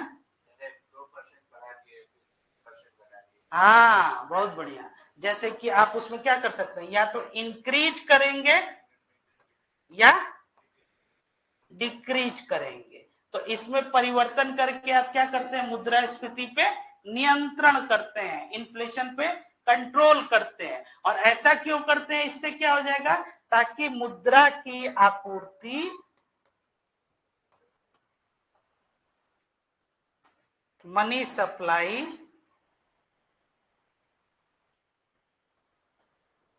क्या हो, एडिक्वेट हो। ठीक है, मतलब कि मनी सप्लाई क्या हो, वो एडिक्वेट सप्लाई। समझ में आ गया। अब इसके लिए बहुत सारे उसके पास आरबीआई के पास टूल्स होते हैं, जैसे कुछ को बोलते हैं क्वांटिटेटिव मेजर्स और कुछ को बोलते हैं क्वालिटेटिव मेजर्स, है ना। क्वांटिटेटिव मेजर्स के अंतर्गत क्या हो गए, बैंक रेट हो गया आपका। बैंक रेट किसको कहते हैं, the rate at which RBI lends money to commercial bank, schedule commercial bank. तो बैंक रेट क्या हो गया बताइए, जिस दर पे reserve bank of India commercial व्यवसायिक बैंकों को क्या करती है, लोन देती है, उसको क्या बोलते हैं, बैंक रेट कहते हैं। ठीक है, एक ये टूल हो गया। दूसरा टूल क्या हो गया आरबीआई के पास, लिक्विडिटी एडजस्टमेंट फैसिलिटी, है ना, तरलता समायोजन सुविधा। इसके अंतर्गत क्या है आपका, तो रेपो रेट और रिवर्स, ये सब लिखे हुए हैं कि नहीं कॉपी में, अच्छा कोई बात नहीं, छोड़ दीजिए, नहीं लिखे तब भी कोई बात नहीं, फिर से बता ही देता है। तो अब उसमें दो तरह का हो गया, एक को बोलते हैं रेपो रेट, एक को रिवर्स रेपो रेट। और रेपो रिवर्स रेपो रेट इसको बोलते हैं रीपरचेज एग्रीमेंट। मतलब कि रीपरचेज मतलब क्या हो गया, फिर से खरीद रहे हैं। तो आपके पास मान लीजिए कि जैसे कि ये पेन है, तो हम क्या किए कि इसको रखिए और भाई साहब जब हमको जरूरत होगा तो हम फिर आपसे खरीद लेंगे। तो ये हो गया रीपरचेज एग्रीमेंट, फिर से जो है उसको क्या करें, एक सहमति।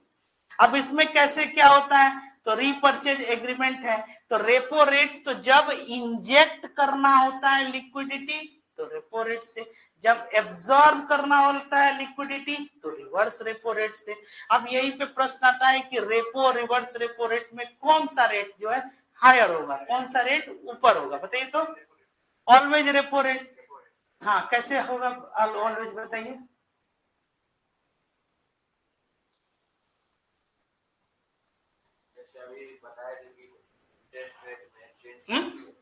हाँ तो रेपो रेट और रिवर्स रेपो रेट में रेपो रेट हमेशा हायर कैसे होगा, यही तो प्रश्न है।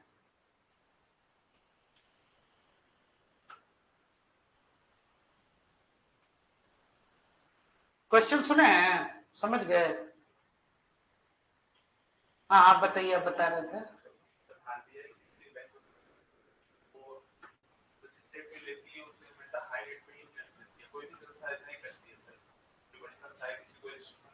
बैंक से लोन लेंगे तो हमारा इंटरेस्ट रेट ज्यादा रहेगा, बट बैंकों में जब हम पैसा डिपॉजिट करते हैं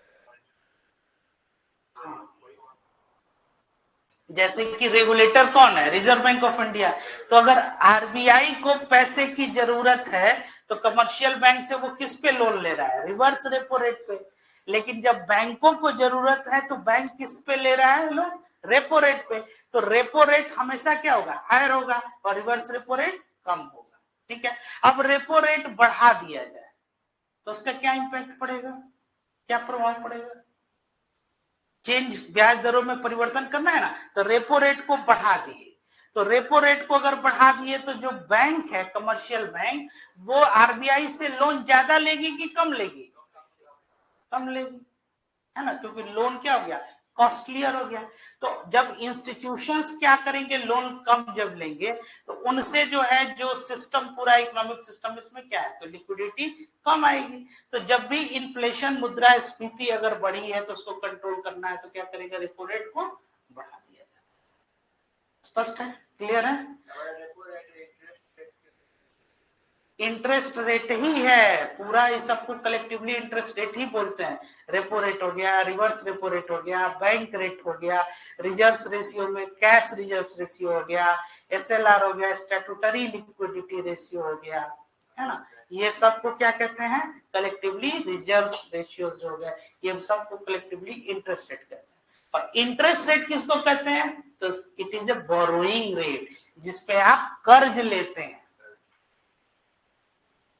ठीक है, क्लियर हो गया? तो क्या हो गया, मॉनेटरी पॉलिसी समझ गए? तो रेपो रेट हो गया, रिवर्स रेट। इसके अलावा और क्या होता है, सीआरआर और एसएलआर। सीआरआर किसको कहते हैं, कैश रिजर्व रेशियो।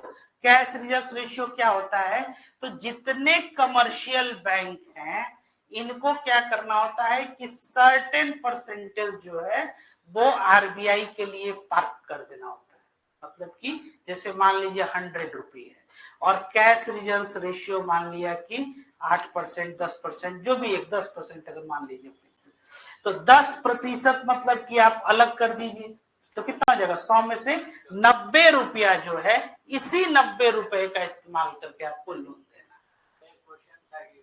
पहले इसको समझ लीजिए, क्वेश्चन पे उसका भी आंसर कर देते हैं। पहले ये समझ रहे हैं ना, इसको सीआरआर कहते हैं। क्या होता है सीआरआर? नहीं तो फुल फॉर्म होता क्या है, अभी क्या होता है हमने,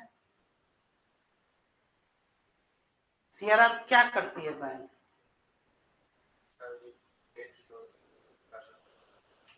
तो फिर आप क्वेश्चन पे कूद गए। पहले इसको समझ लीजिए पहले कि आरबीआई के से जितने कमर्शियल बैंक जो है ना, तो कमर्शियल बैंक आरबीआई के लिए जितना सीआरआर है उतना परसेंटेज पैसा अलग पार करके आरबीआई के लिए रख देते हैं। ठीक है, जैसे मान लीजिए 10% है, तो अगर बैंक के पास 100 रुपया है तो 90 रुपया अपने पास और 10 रुपया किसके लिए पार्क कर दिया, आरबीआई के लिए। उस 10 रुपए का वो लोन नहीं दे सकता। इसी तरह स्टैट्यूटरी लिक्विडिटी रेशियो है, तो नाम ही क्या है, स्टैट्यूटरी मतलब वैधानिक, मतलब एक लॉ बना के इसको क्या करना है, वो इंप्लीमेंट किया गया। तो स्टैट्यूटरी लिक्विडिटी रेशियो में एनडीटीएल मतलब नेट डिमांड टाइम लायबिलिटीज को कहते हैं। तो इसमें गवर्नमेंट सिक्योरिटीज में कुछ पैसा बैंकों को क्या करना है, रखना होता है, और गोल्ड रिजर्व्स में भी।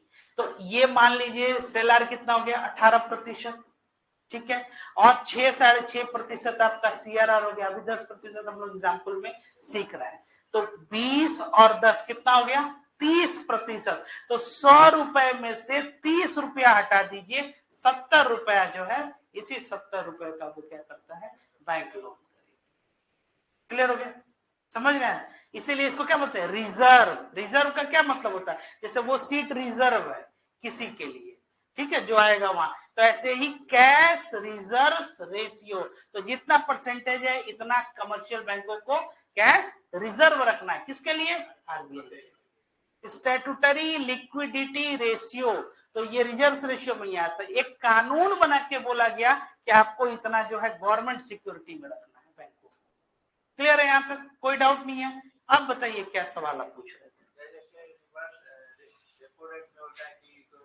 लोन लेती है कोई भी बॉडी को high interest rate, reverse repo rate में क्या होता है, फिर डिफरेंस अगर कुछ देगा क्या?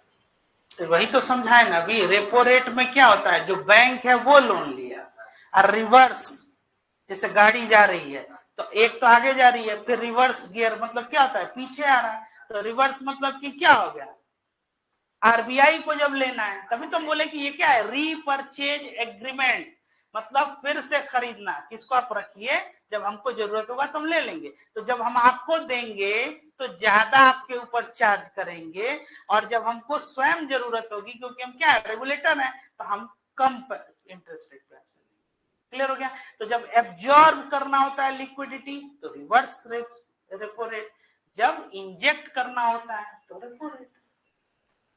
यही ब्याज दरों में परिवर्तन करता है। क्लियर हो गया? फिर उसके बाद एक और हो गया क्या, ओपन मार्केट ऑपरेशन, जो अभी थोड़ी देर पहले आप लोगों को बताया। ओएमओ क्या होता है उसको? आरबीआई डायरेक्ट सिक्योरिटीज को क्या करती है मार्केट में? परचेज या सेल करती है। अब बताइए आरबीआई अगर परचेज की सिक्योरिटी तो उससे क्या हो गया?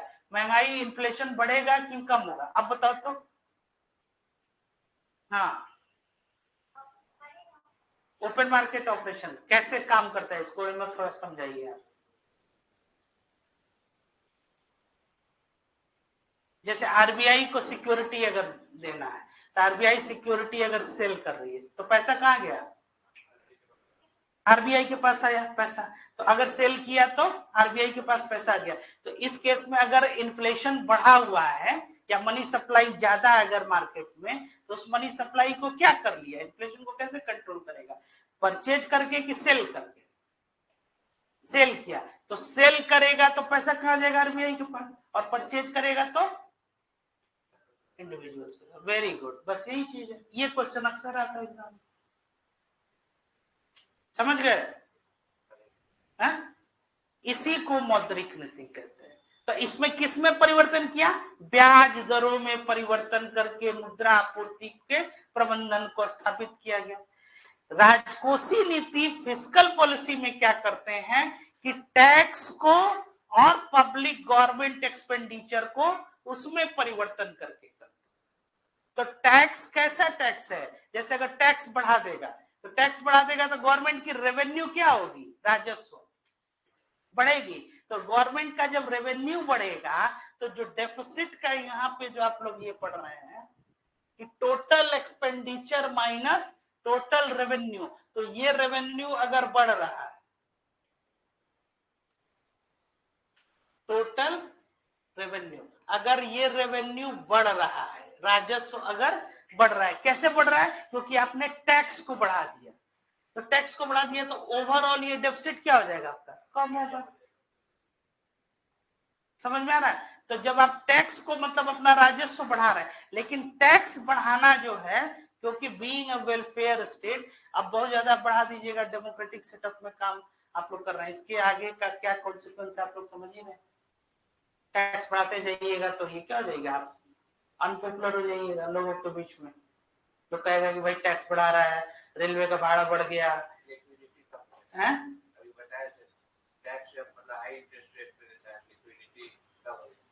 लिक्विडिटी भूल जाइए, वो मौद्रिक नीति थी। अब हम लोग राजकोषीय नीति पे आ गए। यहाँ ये वित्त जो मंत्रालय है ना, भारत सरकार ये करती है राजकोषीय नीति। और मौद्रिक नीति को कौन इंप्लीमेंट करता है? Reserve bank of India. और मौद्रिक नीति का जो प्रभाव है वो सीधे व्यक्ति पर राजकोषीय नीति के तुलना में कम पड़ता है, क्योंकि उसका सीधे प्रभाव किस पे पड़ा? बैंकों पे। और बैंकों पे प्रभाव पड़ा इसलिए उसके बाद से व्यक्तियों पे पड़ा, इंडिविजुअल्स पे और कॉर्पोरेशन पे। अगर टैक्स में कोई परिवर्तन होगा तो हर व्यक्ति उसके चपेट में आ जाएगा। जीएसटी अगर बढ़ा दिया जाए तो भले ही आपकी इनकम कुछ ना हो, एक्सपेंसेज है, आपका खर्च है ना, मोबाइल रिचार्ज करते होंगे हैं, उसके बाद से मान लीजिए होटल में रेस्टोरेंट में खाना खाने जाते होंगे, है ना, मूवी सिनेमा देखने जाते होंगे। तो अब ये क्या हो जाएगा? टैक्स आपका बढ़ गया। तो इनकम भले ही ना हो, आपको टैक्स देना है, कंजम्पशन पे, आपका हर चीज पे। तो अगर फिस्कल पॉलिसी का जो इम्पैक्ट है वो क्या है? एक एक व्यक्ति पर है, लास्ट व्यक्ति पर भी उस पर ये पड़ेगा। ठीक है ना? तो इसलिए फिस्कल पॉलिसी का क्या हो जाएगा? तो टैक्स अगर आप बढ़ा दीजिएगा तो बहुत अच्छा प्रैक्टिस नहीं होगा। दूसरा क्या है कि पब्लिक एक्सपेंडिचर को बढ़ा के। तो पब्लिक एक्सपेंडिचर कैसे बढ़ाएगा गवर्नमेंट? बताइए, अभी बताएं थोड़ी देर पहले।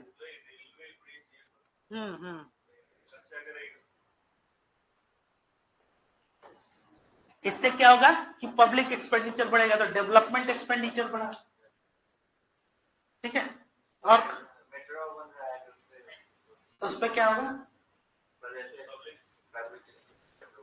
हाँ, पब्लिक एक्सपेंडिचर, मेट्रो बन जाएगा, तब आप जो है बहुत दूर का सफर जो है कम समय में कर सकते हैं, है ना। तो एक एम्प्लॉयमेंट जनरेशन भी हुआ, इतने लोग काम कर रहे हैं, आप बहुत तेजी में ज्यादा एरिया कवर कर सकते हैं। टाइम मैनेजमेंट समझिए ना आप। और कोई प्रश्न? नहीं हो गया, समझ में आ गया ना? हाँ, तो यही मौद्रिक नीति है और यही राजकोषीय नीति है। Any further questions? नहीं, तो चलिए लिखिए, थोड़ा सा तो लिख लेंगे लोग ज्यादा। क्या क्या कुछ और पूछना आपको? नहीं, किसी का कोई क्वेश्चन नहीं? चलिए, हाँ बोलिए। किसमें? कौन सी बुक पढ़िएगा उस पे निर्भर। अब वो उसके विषय में नहीं जानते हैं, आप देख लीजिएगा, मिल जाए तो ठीक है। हाँ, हम तो आप लोगों को सजेस्ट किए ही थे कि एक माइक्रो इकोनॉमिक जो एनसीईआरटी किताब आती है उसको पढ़ लिया आप लोग क्या? एनसीईआरटी वाली किताब जो है, अभी तक डाउनलोड नहीं हुआ है? तो डाउनलोड क्या करना है, वो एक टेक्स्ट बुक है, आप नॉर्मल जाके दुकान से या घर पे ले लीजिए, उसको डाउनलोड हुआ है, उस पर एनसीईआरटी तो नहीं पढ़ पाइएगा, मोबाइल पे पढ़ लीजिएगा। मतलब मोबाइल में पढ़ लेने में कंफर्टेबल है, डाउनलोड कर लीजिए, होता आपका व्यक्तिगत ये मतलब ये चॉइस का चीज है। ठीक है, चलिए लिखिए तो fiscal discipline.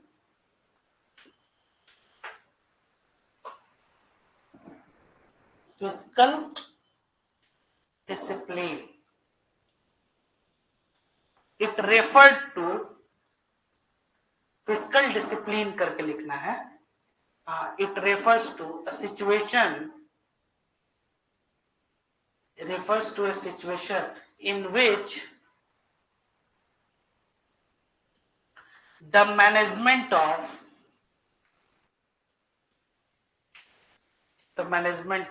government,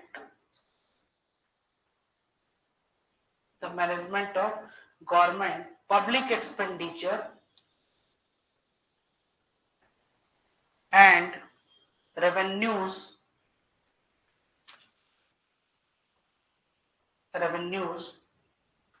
are balanced.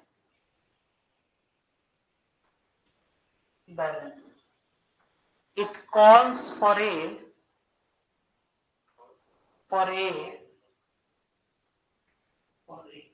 necessary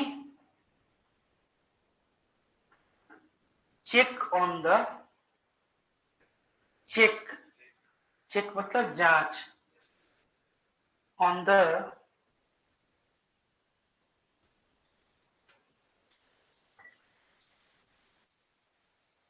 necessary check on the public expenditures in view of the limited revenues of the government. Lack of fiscal discipline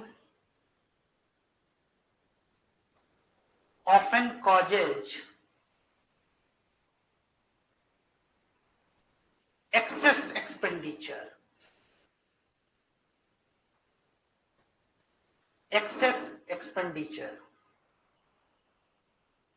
It leads to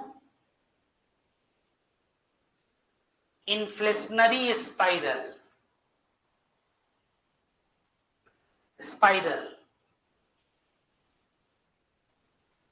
Cost of production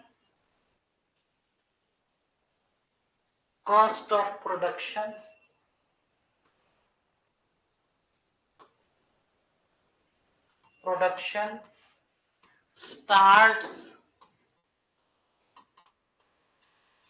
rising.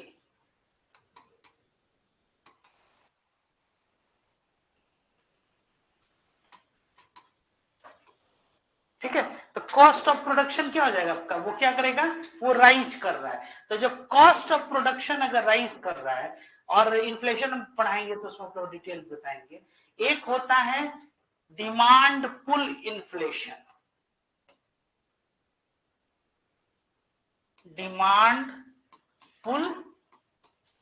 Inflation, और एक होता है आपका cost push inflation, है ना। तो demand पुल inflation कब होगा, जब आपका हो जाएगा कंजम्पशन अगर बढ़ने लगे, तो कंजम्पशन जब बढ़ने लगेगा तो वैसे केस में क्या होगा, डिमांड बढ़ रहा है तभी तो कंज्यूम कर रहे हैं ना, तो डिमांड पुल इन्फ्लेशन होगा जब कंजम्पशन बढ़ेगा। अगर गवर्नमेंट एक्सपेंडिचर भी अगर बहुत ज्यादा बढ़ेगा तो क्या हो जाएगा, तब भी डिमांड पुल इन्फ्लेशन हो जाएगा।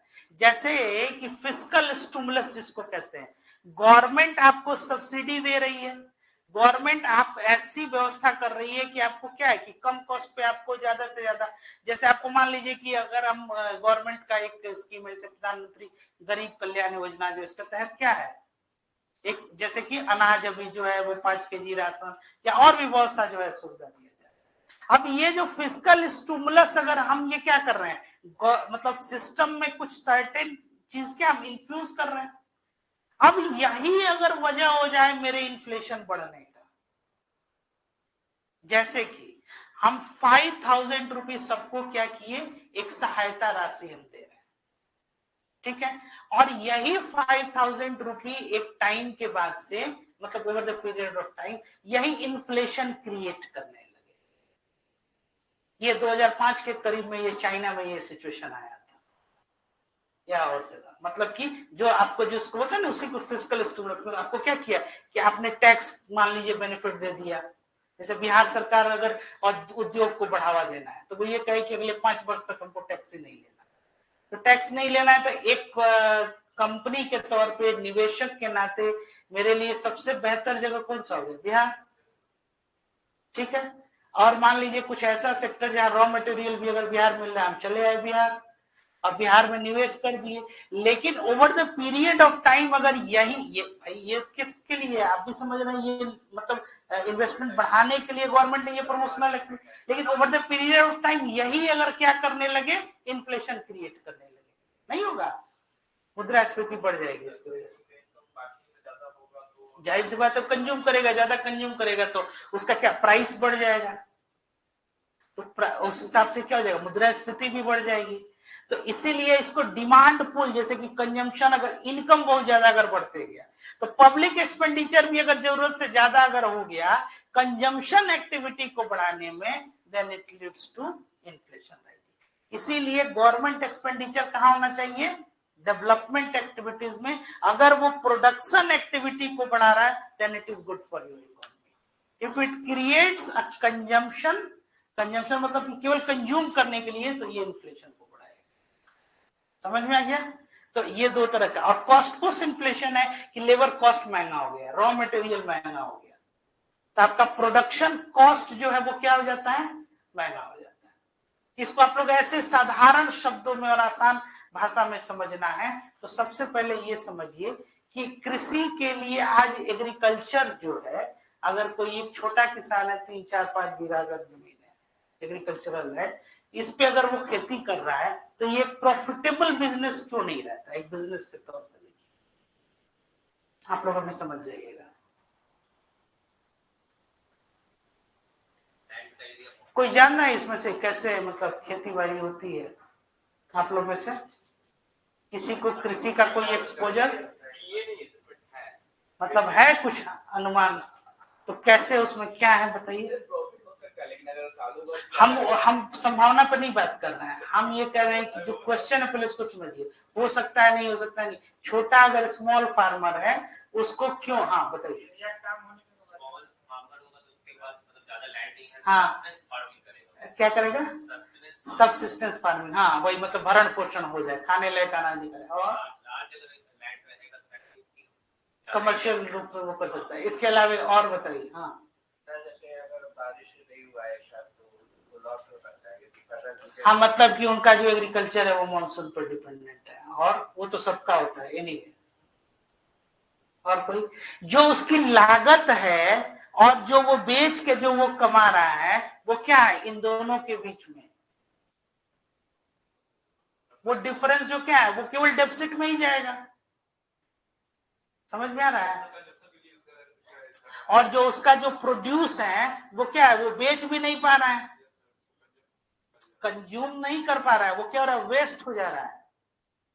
10 किलो में 3 kg क्या उसको बोलते हैं आप लोग, नेनुआ, है ना।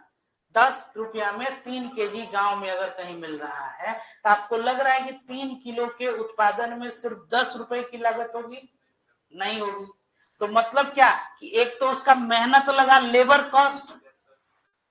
कॉस्ट लगा, और उसके बाद से क्या है वो कि भाई नहीं वो कि कुछ भी आ जाए, 10 रुपया से भी वो वेस्ट हो रहा है। तो आपने एक ऐसी एक्टिविटी में टाइम दिया जिसमें कि आपका एक अच्छा खासा 1.5-2 महीना जो है, 2-3 महीना तो लग ही जाता है, 1-1.5-2 महीना लग ही जाएगा। इतना समय लगा, मेहनत लगा, और उसमें जो जैसे बीज लाके वो डाल रहा है या उसके ऊपर अगर जो फर्टिलाइजर डाल रहा है, ये सब डालने में भी उसका क्या है, ये कॉस्ट है, तो कॉस्ट ही नहीं निकला। तो लेबर कॉस्ट क्या हो रहा है, वो भी बढ़ रहा है। तो ये क्या हो जाएगा, कॉस्ट पुश इन्फ्लेशन। अब प्लस इधर से क्या हो जाएगा आपका, ये डिमांड पुल इन्फ्लेशन, दोनों इन्फ्लेशन, दोनों मार पड़ रही है। इसलिए एग्रीकल्चर जो है एक ये घाटे का जो है व्यवसाय की दृष्टि से 3 रुपए में बेच रहा है, वहाँ 30 रुपए में हम मार्केट में 40 रुपए जो भी है यहाँ पे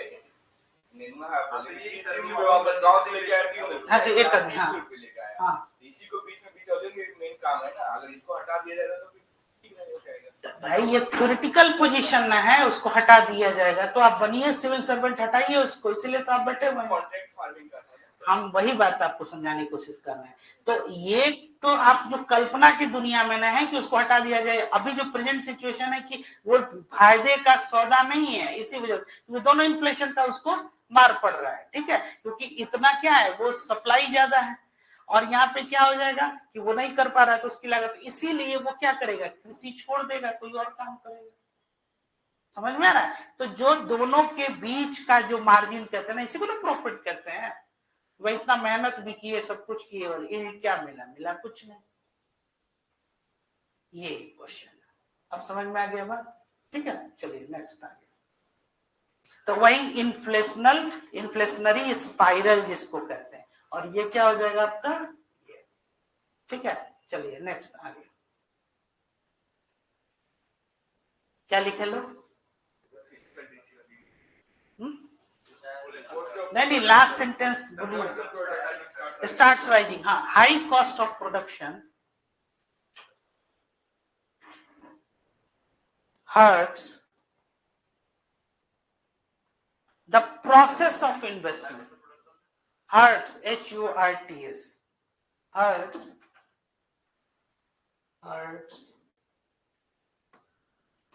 the process of investment. ठीक है, eventually GDP growth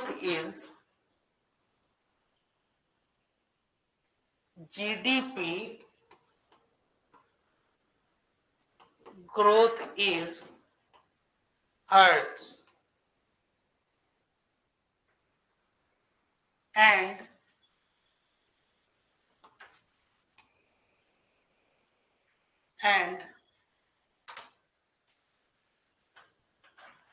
economic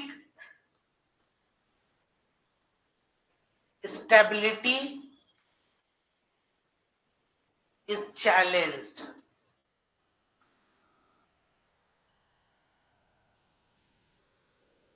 ठीक है, नेक्स्ट नीचे लिखिए, constituent of revenue receipts. Constituent of revenue receipt दो पार्ट में लिखिए, tax receipts and non tax receipts.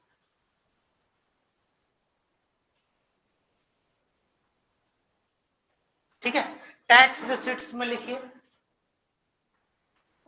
उसके नीचे income tax, corporation tax, state duty, ये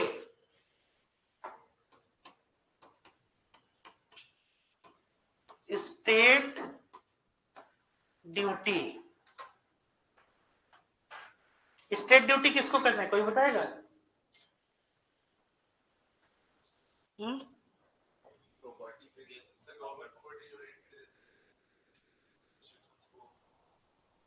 जो जैसे कि पहले ये रियासत होते थे लोग, आगे नीचे gift tax, custom duty, excise duty, GST. ठीक है, नॉट छूट गया क्या? Custom duty, excise duty, GST, goods and services tax. Custom duty के पहले गिफ्ट टैक्स बोले थे। ठीक है, अब आ जाइए नॉन टैक्स रेवेन्यूज में। उसमें दो पार्ट कीजिए, फीस, एक को कहते हैं फीस, दूसरे को लिखिए फाइन्स। फीस और फाइन्स। फी क्या हो गया? शुल्क, और फाइन मतलब दंड जो आपको देते हैं, है ना। जैसे कि मान लीजिए बाइक आप चला के जा रहे हैं और हेलमेट नहीं पहने हैं, ड्राइविंग लाइसेंस भी नहीं, तो वो जो कमाई होगी सरकार की, क्या सरकार थोड़ी ही सोचा था सुबह कि आज हमको एक ऐसा आदमी मिल जाएगा जो बिना हेलमेट और बिना जो है, और मान लीजिए आपके जैसे जो है दिन भर में 1 लाख लोग आ गए, तो गवर्नमेंट को क्या हो जाएगा? बैठे बैठे इतनी आमदनी हो जाएगी। तो अब ये मत आप कह दीजिएगा कि जीडीपी में हम कंट्रीब्यूट कर रहे हैं कि बिना ड्राइविंग लाइसेंस और हेलमेट चला के हम जा रहे हैं, तो I am doing something for, हाँ। तो इस तरह से आप लोग जो है ये विवेचना और व्याख्या आप लोग कीजिए, और स्पष्ट तौर पे आप लोग स्वतंत्र हैं। ठीक है, आपको एक वैचारिक स्वतंत्रता है, और आप बताइए कि अर्थव्यवस्था में हम लोग क्या कर रहे हैं, योगदान कर रहे हैं। कैसे? तो फाइन देके, है ना।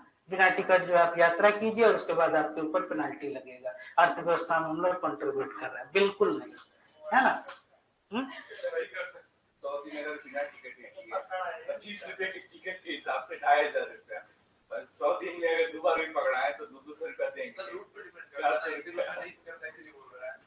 सर रोज जाता है बिना टिकट। यस पटना गया नहीं, ये सब अच्छा प्रैक्टिस नहीं है। सर पटना गया हम टिकट बोल रहा है, सब पकड़ा नहीं, पटना गया हम टिकट। अच्छा, आप बता दिया कीजिए कि कब आप जा रहे हैं। हाँ, तो फिर उसके बाद आपको एक थोड़ा सा ज्ञान मिल जाएगा। चलिए ठीक है, हैं? अच्छा, आपका भी इसमें कुछ अनुभव है? नहीं नहीं, ये सब प्रैक्टिस अच्छा नहीं है, क्योंकि आप लोग सिविल सर्विसेज का एग्जामिनेशन दे रहे हैं, प्रिपरेशन कर रहे हैं, तो हमेशा इस चीज को ध्यान में रखिए कि नहीं, पहले समझिए। अभी हम स्टार्ट ही टॉपिक क्या किए हैं? Fiscal discipline. तो एक चीज समझ लीजिए, कोई भी रूल्स, कोई भी रेगुलेशन, कोई भी लॉ, इसको नहीं जो है, इसके इसकी अवहेलना नहीं करनी। वाह, पूरा कॉन्स्टिट्यूशन पढ़ के बोलिए कि स्वतंत्र भारत में रहने का क्या फायदा है? हम समझ गए कितना आप लोग पढ़ लिए कॉन्स्टिट्यूशन इतना दिन। शुरुआत कहाँ से होता है? कौन शपथ लिया था कि भारत को बनाएंगे? पहला शुरुआत क्या है शब्द संविधान का? भारत की सरकार ली थी ये? नहीं, तो भारत के लोग लिए थे। हाँ, तो स्वतंत्र भारत है, समझे। तो इसलिए ये किसका भारत है? आपका भारत है। तो हम भारत के लोग, तो आप अगर बिना टिकट यात्रा करेंगे तो ये क्या है? ये विरोध में जाता है। अच्छा ठीक है, हम थोड़ी देर बाद थोड़ा विषय से हम लोग हाँ कभी ऐसा हुआ कि टिकट से बिना टिकट चले भी गए, वहाँ उतर के वहाँ टिकट खरीदते हैं, वही टिकट पटना से गया था, ठीक है, उसके बाद फाड़ते हैं। हाँ, मतलब जो भी अमाउंट है वो गया तो गवर्नमेंट को, हाँ, इससे हुआ कि मैंने हराम का कोई काम नहीं किया। हाँ, ये होता है काम। सही बोला, काम करो, वही चीज है, एकदम सही। चलिए, बहुत बढ़िया, ठीक है, चलिए आ जाइए, अब विषयांतर नहीं हुई है। नहीं तो फिर से हम क्वेश्चन पूछना शुरू कर देंगे, फिजिकल डेफिसिट, अभी सन्नाटा फिर छा जाएगा। चलिए आगे लिखिए, एस चीट, ये है अभी जो बताए थे, स्टेट का है, एस चीट बोले थे। क्या होता है ये? अभी थोड़ी देर पहले बताया, बताओ तो इसको।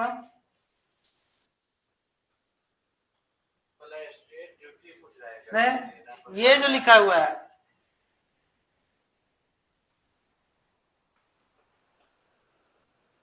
अभी बताएं, ऐसा लैंड, ऐसा जमीन जिसका कोई क्लेम करने वाला नहीं है तो गवर्नमेंट का हो जाएगा, ये भी एक इनकम हो जाएगा। बहुत सा आप इसमें देखिएगा इंश्योरेंस वगैरह में कई लोग जो है क्लेम नहीं कर पाते हैं, बहुत सा फंड जो है उस तरह का बहुत जगह, मतलब उसमें क्या है कि कई लोगों के पास कई प्रॉपर्टी है और कोई नहीं देखने वाला है, उसके बाद से क्या है कि धीरे धीरे गवर्नमेंट जो है, ठीक है, कोई क्लेम करने वाला नहीं, जाहिर सी बात है, law of the land, constitution, ठीक है। चलिए आगे बढ़िए। अच्छा, थोड़ी देर बाद हम लोग उस पर बात करते हैं, पहले इसको कंप्लीट कर लीजिए। हाँ, तो एस्टेट को ब्रैकेट में लिखिए, नो क्लेमेंट्स। हाँ, ठीक है। Income from public enterprises, grants, public donations,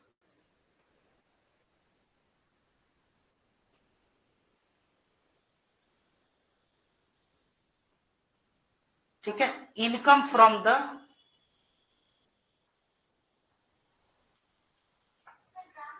हाँ grants, public donation,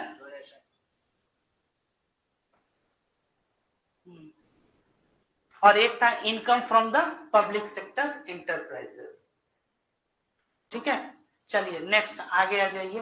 capital receipts,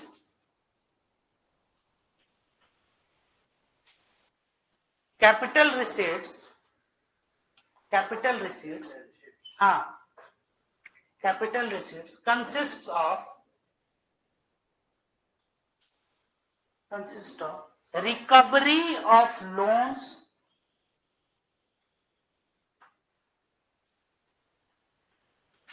borrowing and other liabilities, other receipts, bracket में लिखिए डिसइन्वेस्टमेंट, ठीक है। रिकवरी ऑफ लोन्स और बोरोइंग एंड लाइबिलिटीज को तो समझ रहे हैं आप लोग। डिसइन्वेस्टमेंट के विषय में थोड़ा सा लिख लीजिए। हाँ, disinvestment, it is an opposite to investment,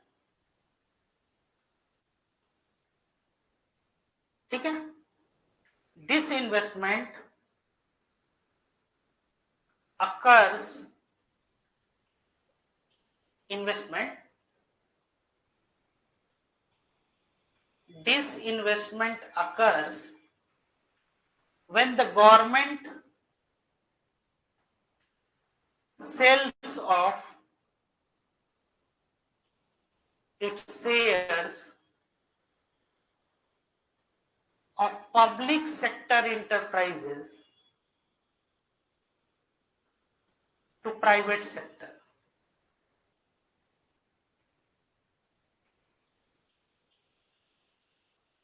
छूट गया क्या? अभी प्राइवेटाइजेशन हमने लिखा तो उसमें क्या बताए थे कि गवर्नमेंट क्या करती है कि अपने स्टेक को सेल ऑफ करती है, किसको? प्राइवेट इंटरप्राइजेस को। हाँ, वो तो करता ही है। तो अब इसमें क्या है कि वो सेल किया, ठीक है। नेक्स्ट आगे लिखिए। डिसइन्वेस्टमेंट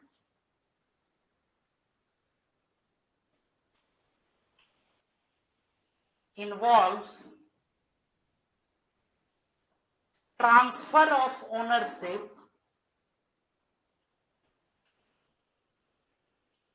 ओनरशिप मतलब जो मालिकाना हक हो गया है ना, transfer of ownership from public sector enterprises to private entrepreneurs,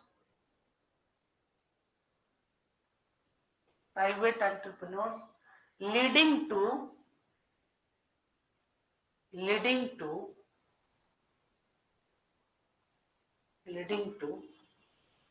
money received by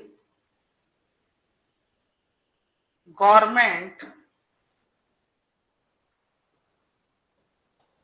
money received by government through this process,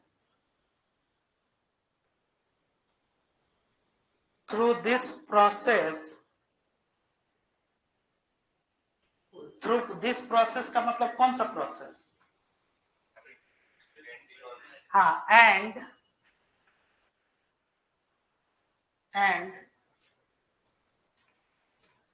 increase the stake of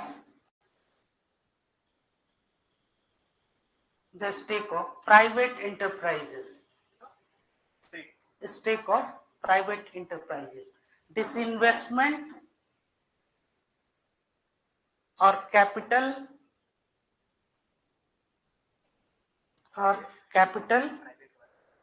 private enterprises, disinvestment or capital receipts will create a reduction in, किसमें reduction करता है बताइए तो? Reduction in, बताइए, reduction in क्या कम हो गया? नहीं, दो टर्म बताए थे ना, एक एसेट होता है और एक लायबिलिटी होती है, तो किस में रिडक्शन हो गया? एसेट्स में, reduction in assets, reduction in assets to the government. तो अब ये क्यों करती है? क्योंकि वो फिनांस करना है उसको अपना डेफिसिट। चलिए नेक्स्ट, कैपिटल रिसीट्स, उसी में borrowing from rest of the world, borrowing from rest of the world, तो दुनिया के दूसरे देशों से अगर आप कर्ज ले रहे हैं तो ये एसेट बढ़ाएगा कि लायबिलिटी बढ़ाएगा? Increase liability. Very good.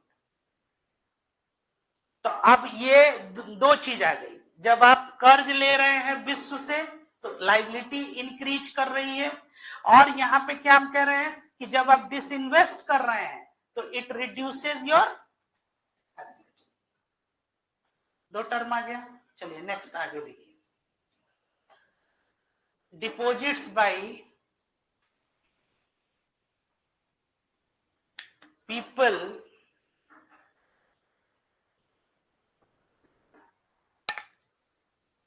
in public provident fund PPF and national saving certificate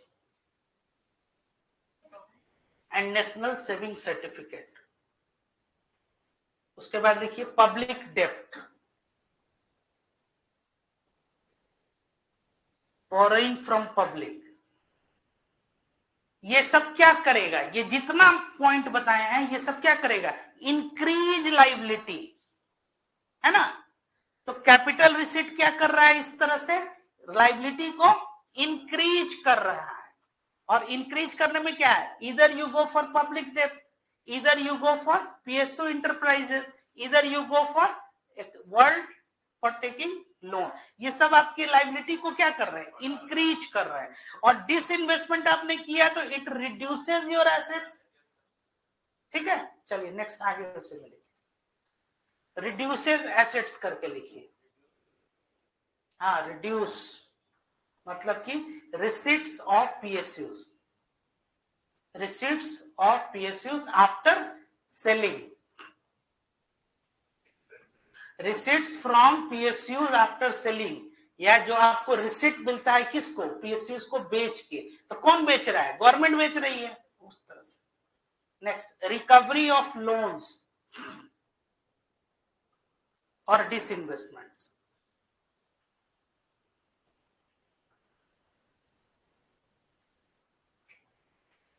ठीक है, therefore capital receipts are those receipts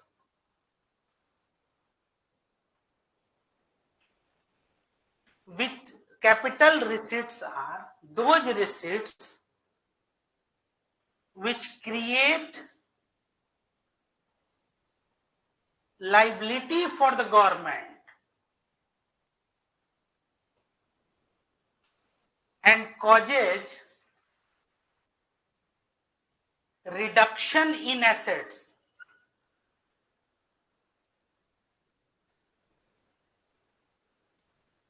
ठीक है, अब आ जाइए revenue receipts. revenue receipts are those receipts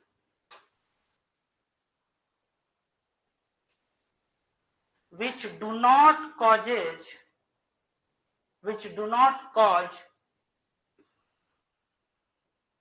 any reduction in assets.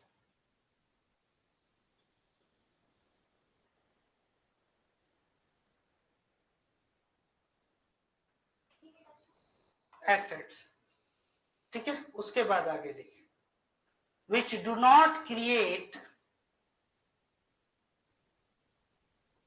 any liability for the government.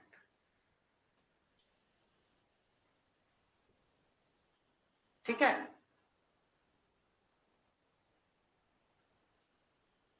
चलिए आगे उससे में अगला लिखिए।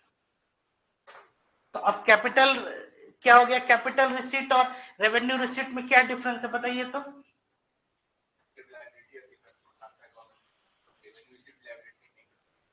हाँ वो कोई उसमें, तो कोई रेवेन्यू रिसीट का उदाहरण बताइए।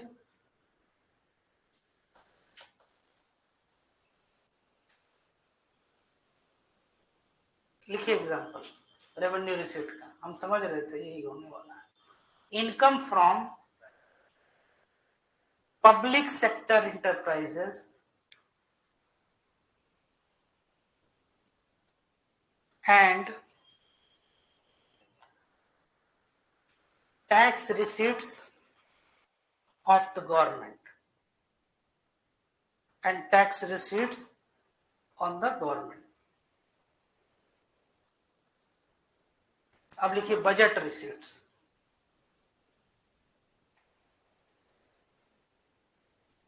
बजट रिसीट्स में दो पार्ट हो गया, रेवेन्यू रिसीट्स और कैपिटल रिसीट्स। ठीक है, रेवेन्यू रिसीट्स में क्या हो गया, लाइबिलिटी बढ़ेगी कि कम होगी। लाइबिलिटी पे नो सर, कोई है सर। हाँ रेवेन्यू रिसीट अभी लिख के भी आप लोग नो लिखिए। और इधर आ जाइए कैपिटल रिसीट साइड में, बोरोइंग अगर आप करते हैं तो ये क्या हो जाएगा, लाइबिलिटी बढ़ेगी कि कम होगी, तो यस इस पे फर्क पड़ेगा, लिखिएगा यस।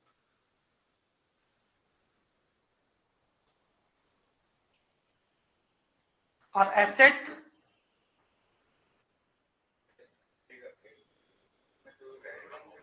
जैसे डिसइन्वेस्टमेंट अगर कर रहे हैं तो कैपिटल रिसीट में क्या हो जाएगा, हाँ वो उसमें क्या हो रहा है, वो उसमें कैपिटल रिसीट्स में तो वो बढ़ रहा है, तो रिड्यूस कर रहा है आपके किसको, एसेट्स को। और टैक्स अगर आप रिसीव कर रहे हैं तो ये क्या कर रहा है, रेवेन्यू रिसीट्स, तो उसका कोई बहुत ज्यादा लायबिलिटी पे फर्क नहीं पड़। क्लियर हो गया ना, कोई क्वेश्चन और?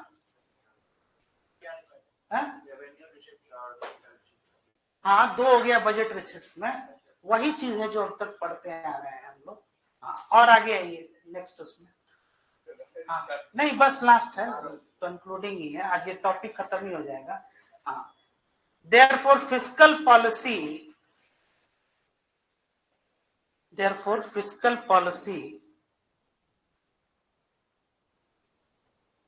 is a policy done by government, bracket में लिखिएगा मिनिस्ट्री ऑफ फाइनेंस,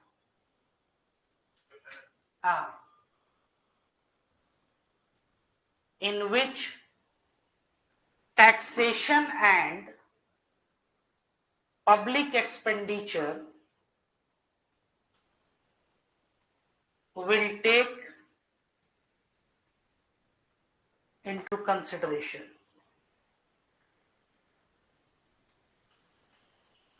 ठीक है, अगला पैराग्राफ चेंज कर दीजिए। Budget is a statement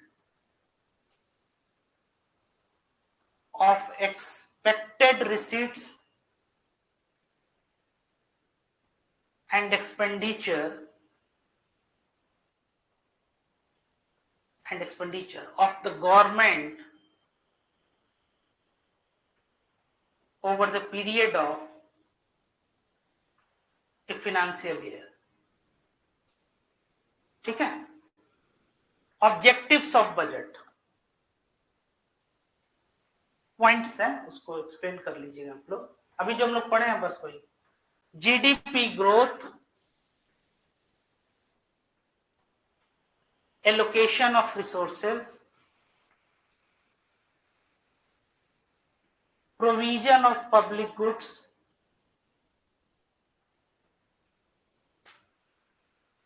redistribution of income and wealth, वही जो इनइक्वालिटीज को कम करने वाली बात कर रहे थे, income and wealth, balanced regional growth, employment opportunities, छूट गया क्या? एम्प्लॉयमेंट अपॉर्चुनिटीज, उसके पहले बैलेंस्ड रीजनल ग्रोथ, एक सेकेंड, बैलेंस्ड रीजनल ग्रोथ, उसके ऊपर बोले हैं redistribution of income and wealth, ठीक है। उसके पहले लिखे हैं प्रोविजन ऑफ पब्लिक गुड्स, हाँ ठीक है, इकोनॉमिक स्टेबिलिटी, ठीक है। तो अब उसमें क्या हो जाएगा, तो structure of budget includes, last line यही कंक्लूड कर देते हैं, हाँ, budget includes revenue budget and capital budget, revenue budget and capital budget, revenue budget refers to, बताइए किस पे, वो तो इम्पैक्ट में बता रहे हैं, रेवेन्यू बजट क्या होता है वो बताइए, पीछे है ही नहीं है तो क्या कॉपी पलटने से फायदा है, हाँ वाह, कॉपी में ही नहीं है तो कहां से मिलेगा। Revenue budget refers to a statement of revenue expenditure and revenue receipts of the government, whereas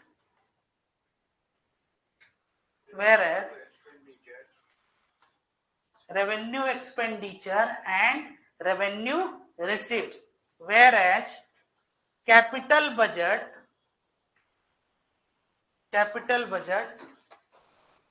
refers to, कहां छूट गया आपका, बोलिए ना, जगह बताइए ना, बता देते हैं, ज्यादा छूट गया है तो ज्यादा छूट गया तो खैर 2 लाइन छोड़ दीजिए उसमें, हाँ क्या लिखे, capital budget refers to capital expenditure and capital expenditure and capital receipts, very good. और क्या पढ़े आज हम लोग, ये भी छूट रहा है, ये भी लिखे लीजिए, ट्विन डेफिसिट, हाँ ट्विन डेफिसिट क्या हो गया, current account and fiscal deficit, ये दोनों जो एक साथ अगर रहे तो इसको क्या बोलते हैं, twin deficit. And that is where I am going to conclude the session. Thank you. Thanks for your patience.